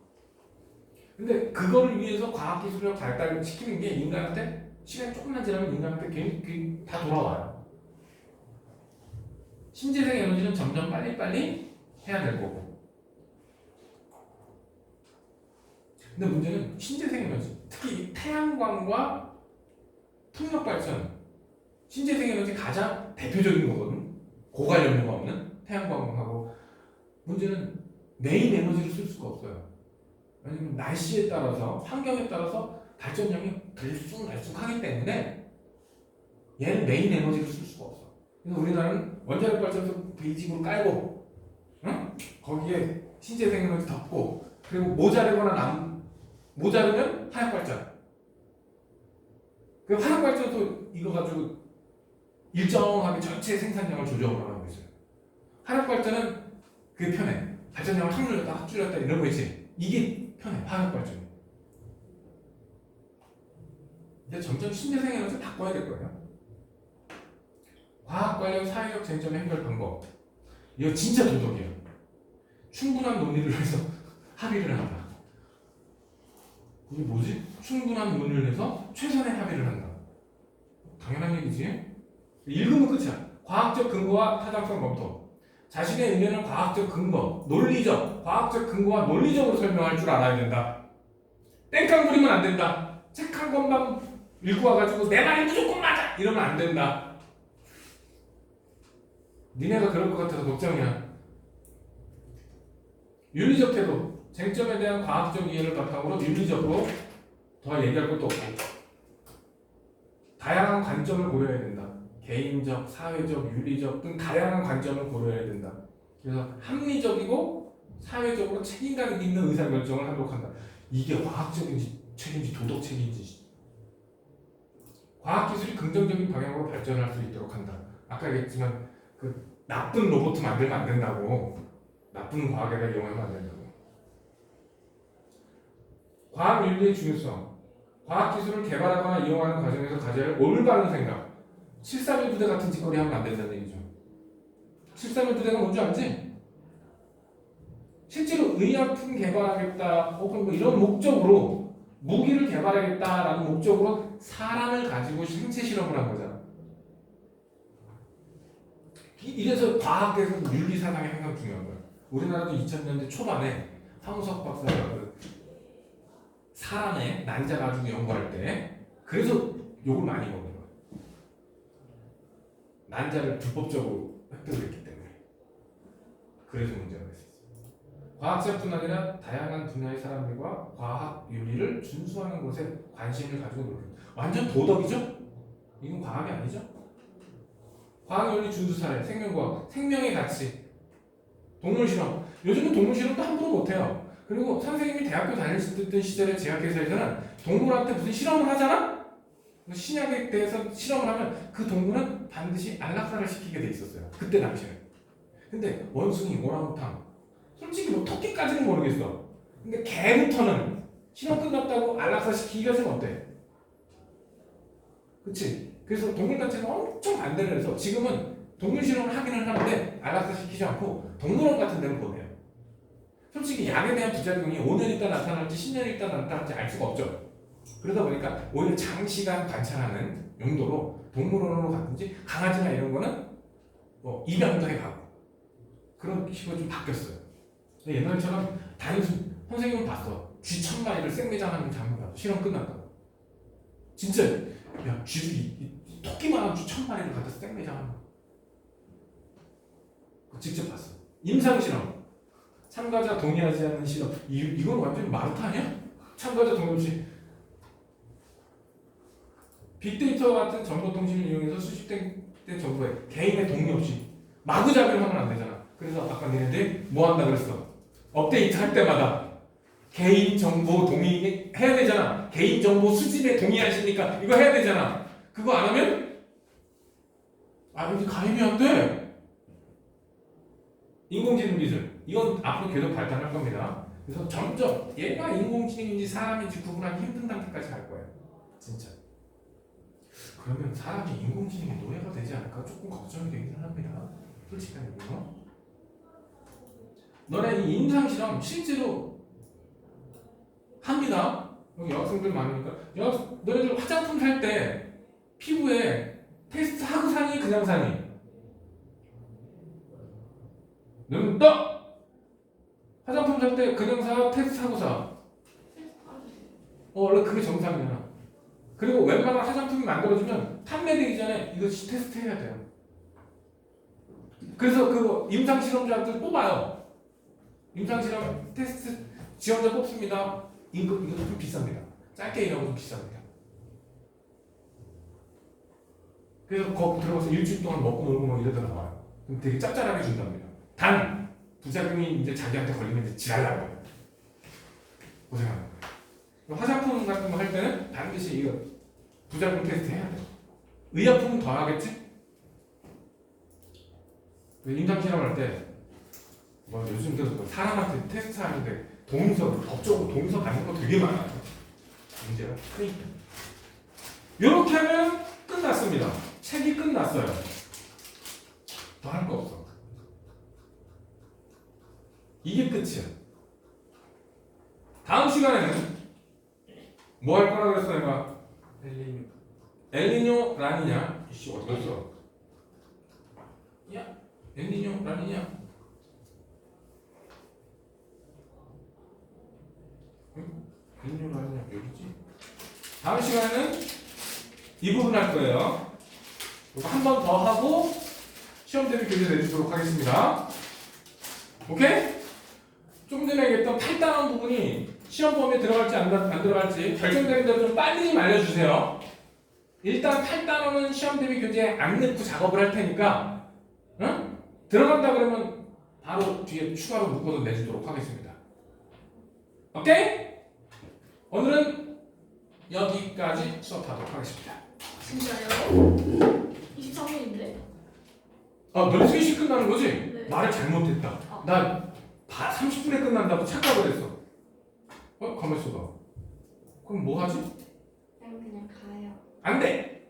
왜요? 쌤 열수지부터 그냥 조금. 열수지 조금 더 해줘? 네. 알았어. 열수지 조금 더 하고 끝내자. 큰일 날 뻔했다. 나 2시 30분에 끝난다고 착각했어, 지금. 제가 코일을 해주시면 안 돼요? 제가 열수지를 해달라 그랬어요. 코일하고 열수지는 할 거예요. 어차피 하려고 그랬었어요. 코일하고 열수지는 어차피 하려고 그랬었어요. 화장실 갔다. 빨리 갔다. 쌤 쉬는 시간에 잡아주시죠. 그래. 자, 화장실 갔다 오세요. 조금만 더 하고 오늘 마무리합시다. 지구의 열수지. 열수지의 기본은 복사평형이에요. 뭐라고? 우리 중학교 때 복사평형의 기본에 대해서 배웠어. 왜 우리 중학교 때 여기가 저기 온도계 하나 걸어놓고, 온도계 하나 걸어놓고 저기 전등 키면 온도가 올라가다가 일정해진다. 이거 배웠어 안 배웠어? 이게 중2 때 나오나 중3 때 나오나? 중이요. 복사평형 이게 지구 전체로 봐도 항상 복사평형이 일어나야 돼. 어떤 부분이든 들어온 에너지만큼 나가야 돼. 그러면 지금 여기 구간에서 여기는 온도가 올라가죠. 들어오는 에너지가 더 많은 거야. 뭐가 더 많다고? 들어오는 에너지가 많아. 그럼 이 다음 구간은 온도가 일정한 건 들어오는 에너지와 나가는 에너지가 똑같은 거야. 이 상태를 복사평형이라고 해요. 들어온 양과 나가는 양이 같아. 근데 방출하는 에너지는 온도가 높을수록 방출하는 에너지가 많아요. 오케이? 태양 복사 에너지는 항상 우리한테 똑같이 주거든? 왜? 지구 크기가 변해 안 변해? 지구가 얼마나? 크게 안 변하지? 태양 복사 에너지는 지구로 항상 일정한 양이 들어와. 일정한 양이 항상 지구로 들어와. 지구에서 그럼 이 햇빛을 받으면 온도가 올라가겠죠? 들어오는 양. 근데 지구의 온도가 올라갈수록 내보내는 양이 점점 많아지지. 그쵸? 들어오는 건 일정한데 내보내는 양은 점점 증가해. 온도가 올라가면서. 그러다 들어오는 양하고 나가는 양이 똑같아지면 온도가 일정하게 유지되는 거. 그게 복사 평형이에요. 오케이? 그래서 위도에 따른 에너지 양이 좀 차이 나는 거 알죠? 고도에 따라서 태양이 지구한테 주는 에너지 뭐라 그래? 태양 복사. 지구가 우주로 방출하는 건 지구 복사 에너지라고 하죠. 저 빨리 가고 싶어서 그냥 끄덕끄덕하고 있네. 태양 복사 에너지와 지구 복사 에너지. 자, 그래서 기본적으로 태양 복사 에너지하고 지구 복사 에너지 차이를 알아야지.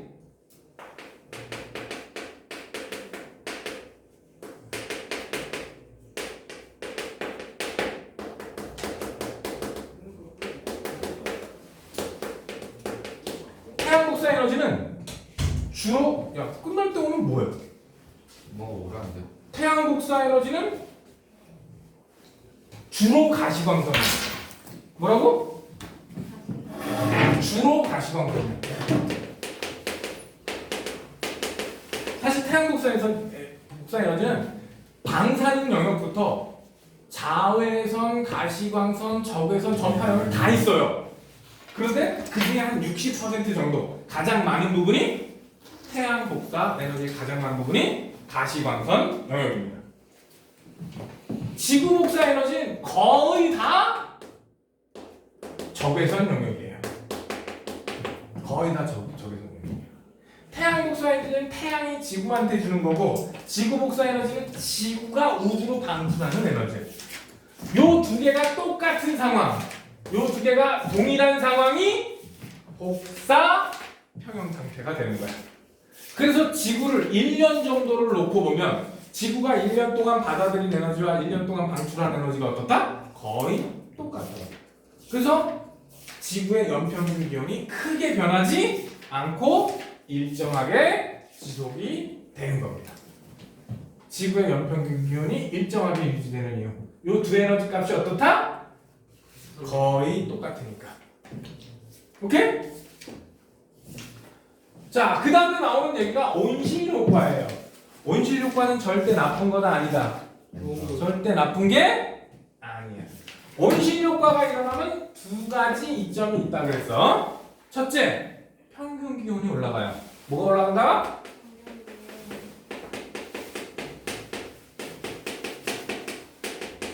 그래서 지구하고 달을 비교했을 때, 지구를 봤을 때 지구의 평균 지표 온도는 약 마이너스 20도가 될 것으로 추정을 해요. 그런데 실제로는 15도야.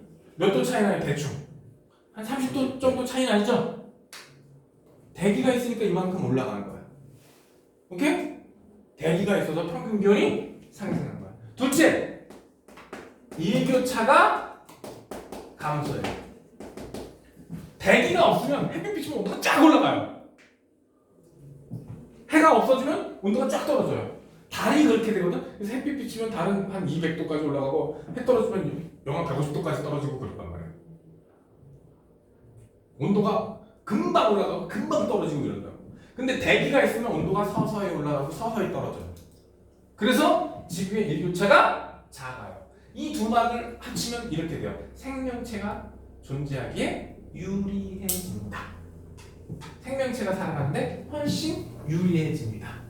이 온실 효과를 일으키는 기체들을 온실기체라고 하는데, 내가 온실기체 딱 3개 정도만 기억해 주자 그랬어.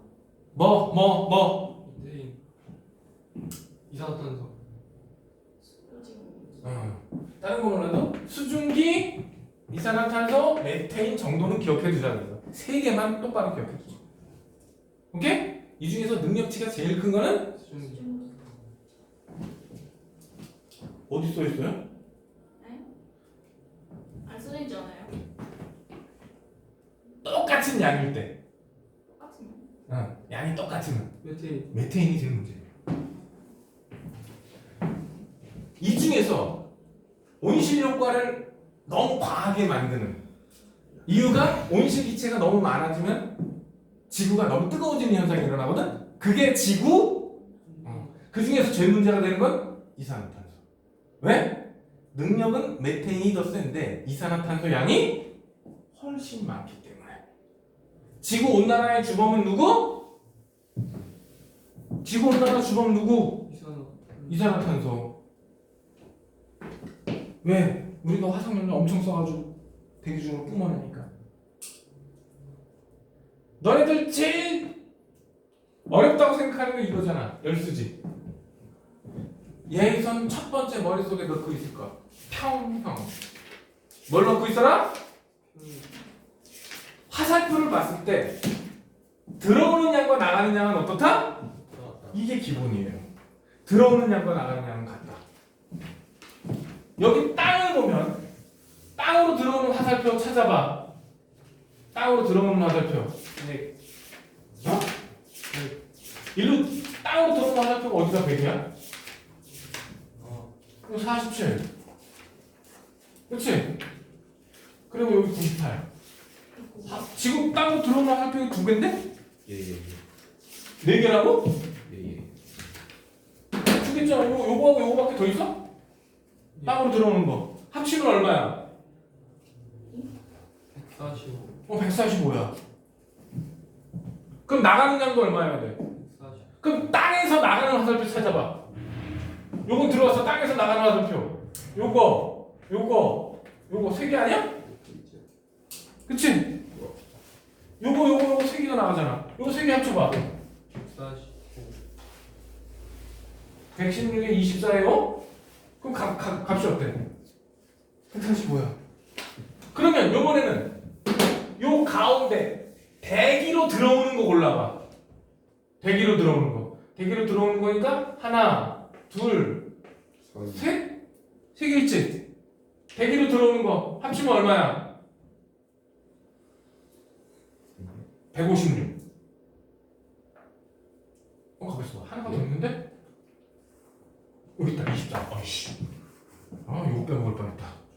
대기입수 23이 있었는데 저거 빼먹을 뻔했다. 그래서 하나, 둘, 셋, 네 개 합치는 거 얼마? 156 나와요. 그러면 여기서 나가는 거, 여기서 밖으로 나가는 거, 요거 나갔지? 그치? 요거 나갔지? 두 개 합치면 156. 지구로 봐. 지구 전체로. 100 중에 30 튕겼으니까 들어온 거 70이지. 그럼 나가는 거 얼마야 근데? 그래. 그럼 나가는 거 70. 땅 따로, 대기 따로, 지구 전체 따로 이렇게 봤을 때 들어오는 양과 나가는 양은 항상 어떻다? 똑같다. 그럼 너희들은 할 거는 그거야. 화살표 똑바로 찾는 게 가장 중요한 거야. 이 문제 풀 때는. 들어오는 양과 나가는 양은 항상 어때야 돼? 같아야 돼. 항상 인풋과 아웃풋은 항상 어때야 돼? 똑같아야 돼. 이 문제의 핵심은 그거야. 머릿속에 그거 딱 넣고 그 다음에 뭐? 화살표 똑바로 찾으면 돼. 대부분은 화살표를 꼼꼼히 못 찾아서 이 문제 틀려요.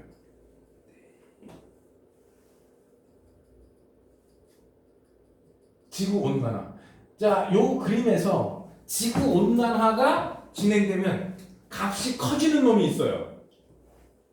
하나만 고르래. 요 그림에서 지구온난화가 일어날 때 커지는 값. 내가 이거 표시해 줬었는데 요 놈이야, 요 놈.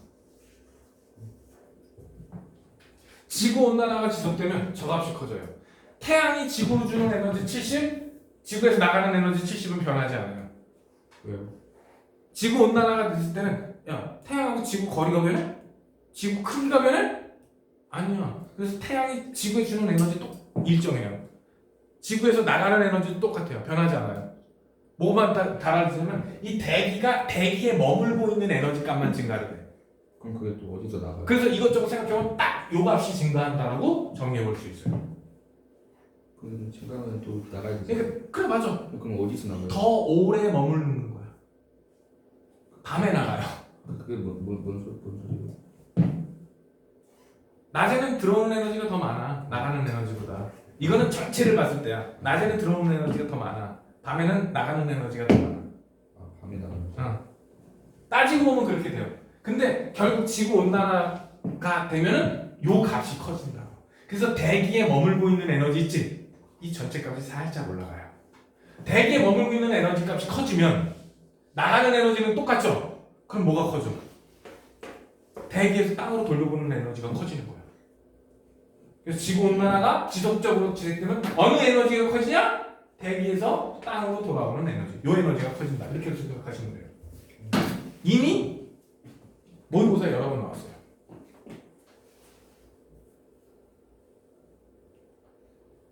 뭐 때문이다? 온실 기체 때문이다. 뭐 때문에? 온실 기체 때문이다. 그 중에 제일 문제되는 새끼가 누구다? 메테인. 이산화탄소다. 물론 메테인도 문제가 되지만 양으로 따지면 이산화탄소가 워낙 많은 양이 방출되기 때문에 이산화탄소를 주범으로 봅니다. 보면은 이산화탄소가 증가하면 대기가 흡수하는 에너지가 증가한다고. 대기 중에 오래 많은 에너지를 더 오래 머무니까 에너지 값이 더 커지는 거야. 그럼 지표로 제곱선. 요게 조금 전에 화살표로 표시해 주는 거 있지? 요 에너지가 증가해. 지표가 대기로 흡수하는 에너지. 요 에너지하고 요 지금 말이 같은 거야. 대기가 지표로 재복사하는 에너지. 지표가 대기로부터 흡수하는 이 얘기인데? 요 값이 커진다고. 그러면 지표면 온도가 어떻게 해? 올라가겠지? 그래서 우리가 더 덥게 느껴지는 거야. 산업혁명 이전하고 비교해보면 평균적으로 보면 1점 몇 도밖에 안 올라갔지만 앞으로 20-30년만 더 지나면 4도가 올라갈 거예요. 지금보다 여름 온도가 3도 정도 더 증가를 해. 근데 왜 온도가 증가하는 거예요? 감소하지 않고. 얘기했잖아. 대기가 갖고 있는 에너지 값이 커진다고. 에너지 값이 커진다는 얘기는 온도가 올라간다라고 보시면 돼요. 그래서 지난 여름에 38도 뭐 몇몇 지역은 40도 찍은 지역도 있지? 거기다 2도 더 해봐. 2도 내지 3도 더 해봐. 아주 따끈따끈하겠지? 그래서 재작년인가 언제 나사 기상학자가 그랬대잖아. 올 여름은 가장 시원한 여름이 될 겁니다. 네가 살아있는 여름 중에서. 내가 봐서 앞으로는 더 뜨거워질 것 같아. 선생님이 어렸을 때 여름은 이 정도로 뜨겁지는 않았어요. 여름에 진짜 이 정도로 뜨겁지는 않았어요. 에어컨 없어도 잘 버텼어. 그리고 유럽이 나이 먹은 사람들이 저기 온열 질환으로 사망자가 많거든. 유럽에서 지금 우리나라보다 온열 질환으로 유럽에서 사망자가 더 많아요. 왜냐면 걔네들 에어컨 없는 집이 생각보다 많아. 걔네들 여름에 우리나라처럼 그렇게 뜨겁지 않았었다고 원래. 집에 에어컨 없는 집이 많고 밤이 되면 서늘하는 경우가 되게 많아요. 그러다 보니까 에어컨이 없었는데 지금 온난화 때문에 온도가 40도 찍어버리고 이러니까 나이 드신 분들은 이 치명적이 되는 거야. 그래서 호흡 곤란으로 사망하는 사태가 벌어지는 거지. 여기 페트병 A하고 B가 있는데 A하고 B의 차이가 뭐야? A, B 차이가 뭐야? 발포 바이타민을 넣었느냐 안 넣었느냐네. B에는 발포 바이타민을 넣었대.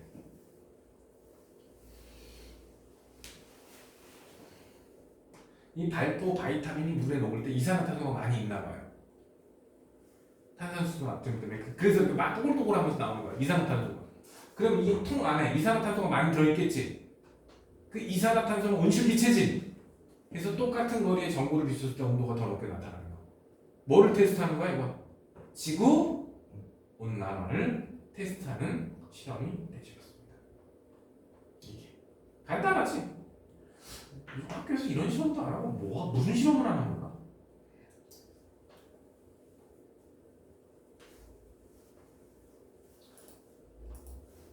요 에너지 꼭 기억하세요.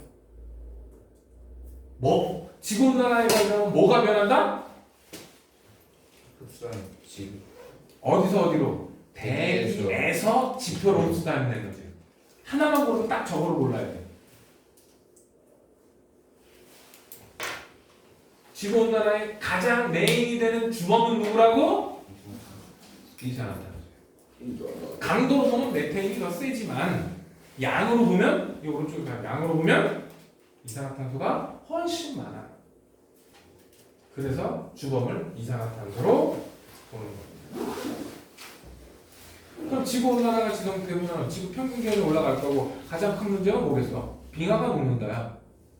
근데 북극의 빙하는 녹아도 해수면 상승 안 해요. 북극은 얼음이 바다에 떠 있는 거거든? 물에 떠 있는 얼음은 녹아도 수면이 올라가지 않아요. 왜냐면 얼음이 녹을 때 부피가 조금 줄어. 그래서 전체 부피가 증가하지 않아요. 근데 육지에 있는 얼음이 녹으면 해수면이 상승해요. 그 동네가 어느 동네야? 남극과 북극권. 권은 어디예요? 북극권은 육지예요. 가장 대표적인 동네가 알래스카라는 동네죠. 그리고 시베리아. 그쪽에 영구 동토층 있지. 거기 빙하들 있단 말이야. 걔네들이 녹으면 그건 해수면 상승으로 가는 거야.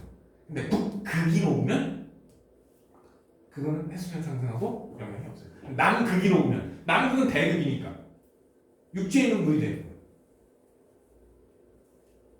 그러면 해수면이 상승하면 사람이 거주 공간도 없어지겠죠? 사람도 상당수가 좀 바닷가 근처에 살아요. 농경지도 줄어들 거고.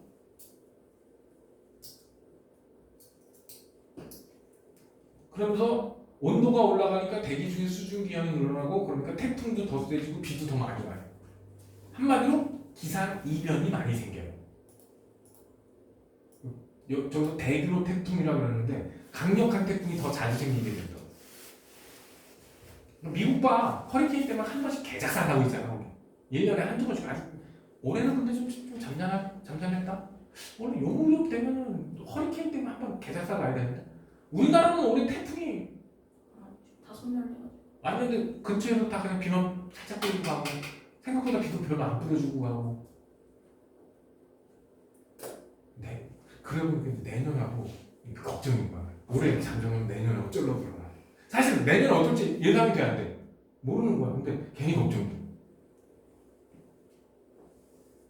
그리고 여기 보면 동식물의 서식지 변화라고 하는데 얼마 전에 보니까 우리나라 그 부산 이쪽에 청개가 그렇게 많이 잡힌대요. 파란색 개. 원래 걔가 아열대 어종이라 우리나라 주변에 없었대요. 사람들이 댓글을 이렇게 달더라. 먹을 수 있나? 맛있나? 아니 꼭 파란색인데 꽃게래. 꽃게하면 뭐 생각나? 그렇지. 잘 가는 간장에다가 한 보름 푹 재놨다 먹으면 되는 거 아니야? 그 댓글 보고 내가 웃었어. 먹을 수 있나? 맛있다. 우리나라에서 마실 수 있으면 어떻게 되지? 멸종돼요. 우리나라에서 살아남으려면 어떻게 해야 돼? 독이 있던지 맛없어요. 독이 있어도 독이 있어도 맛있으면 안 돼. 고사리 봐. 독 있어도 먹잖아. 두릅 봐. 고사리 두릅 그거 다 독 있어. 그래서 생으로 먹으면 되는데 반드시 데쳐서 씻어서 이렇게 먹어야 돼요. 맛있으면 우리나라에서 큰일 납니다. 우리나라에서 멸종한다면 일단 맛이 없어야 돼. 건강에 좋지 않아요. 건강에 좋아도 안 돼. 맛없어도 건강에 좋으면 멸종당해. 거기다 하나 귀여우면 돼. 귀엽고 맛없고 건강에 별 도움이 없어야 멸종이 안 돼. 그 셋 중에 하나만 특히 맛이 있거나 건강이 좋으면 큰일 나요. 멸종당합니다. 너네들 가끔 골뱅이 먹니 안 먹니? 그거 국내산 없어. 다 영국에서 수입해온 거야. 걔네들 원래 골뱅이는 처치곤란이었대. 그냥 바다의 쓰레기. 걔네들 입장에서. 근데 우리나라 근처에서 나오는 골뱅이랑 가장 비슷하대. 그래서 그걸 거의 전량 수입해요. 그거 먹는 게 우리밖에 없거든. 몇몇 있어요. 우리나라만 먹던 것들. 근데 요즘 자꾸 외국에 그 레시피가 유출이 돼가지고 김값 많이 올랐지? 와. 야 요즘 김밥 한 줄이 4,000원이더라? 너무 김밥도 이제 마음대로 못 먹어서 너무 비싸.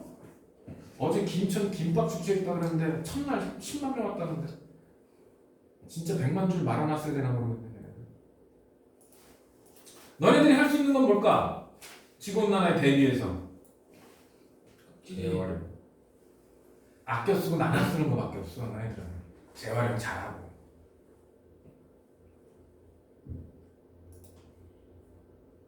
여기 보면 뭐 국제협약, UN 기후협약 이런 거를 준서 니네가 뭐 어떻게 할 건데 이걸. 너네들은 에너지 좀 절약하고. 왜냐면 에너지를 만들 때 너네들이 쓰는 물건을 만들 때 다 에너지와 물자 들어가지. 그 에너지 들어가고 물자 들어갈 때 이산화탄소가 발생을 하거든. 그러니까 니네들이 할 수 있는 건 사실상 뭐밖에 없어? 아껴 쓰고 나눠 쓰고 다시 쓰고 분리수거 좀 잘해주고 이런 거 정도밖에 없겠습니다. 오케이? 진짜 오늘은 3학화부터 다음 시간에 다시 마무리 좀 짓겠죠. 다음 시간에 이 3학화 부분하고 엘니뇨라 아니냐 그리고 발전기 요거 하겠습니다.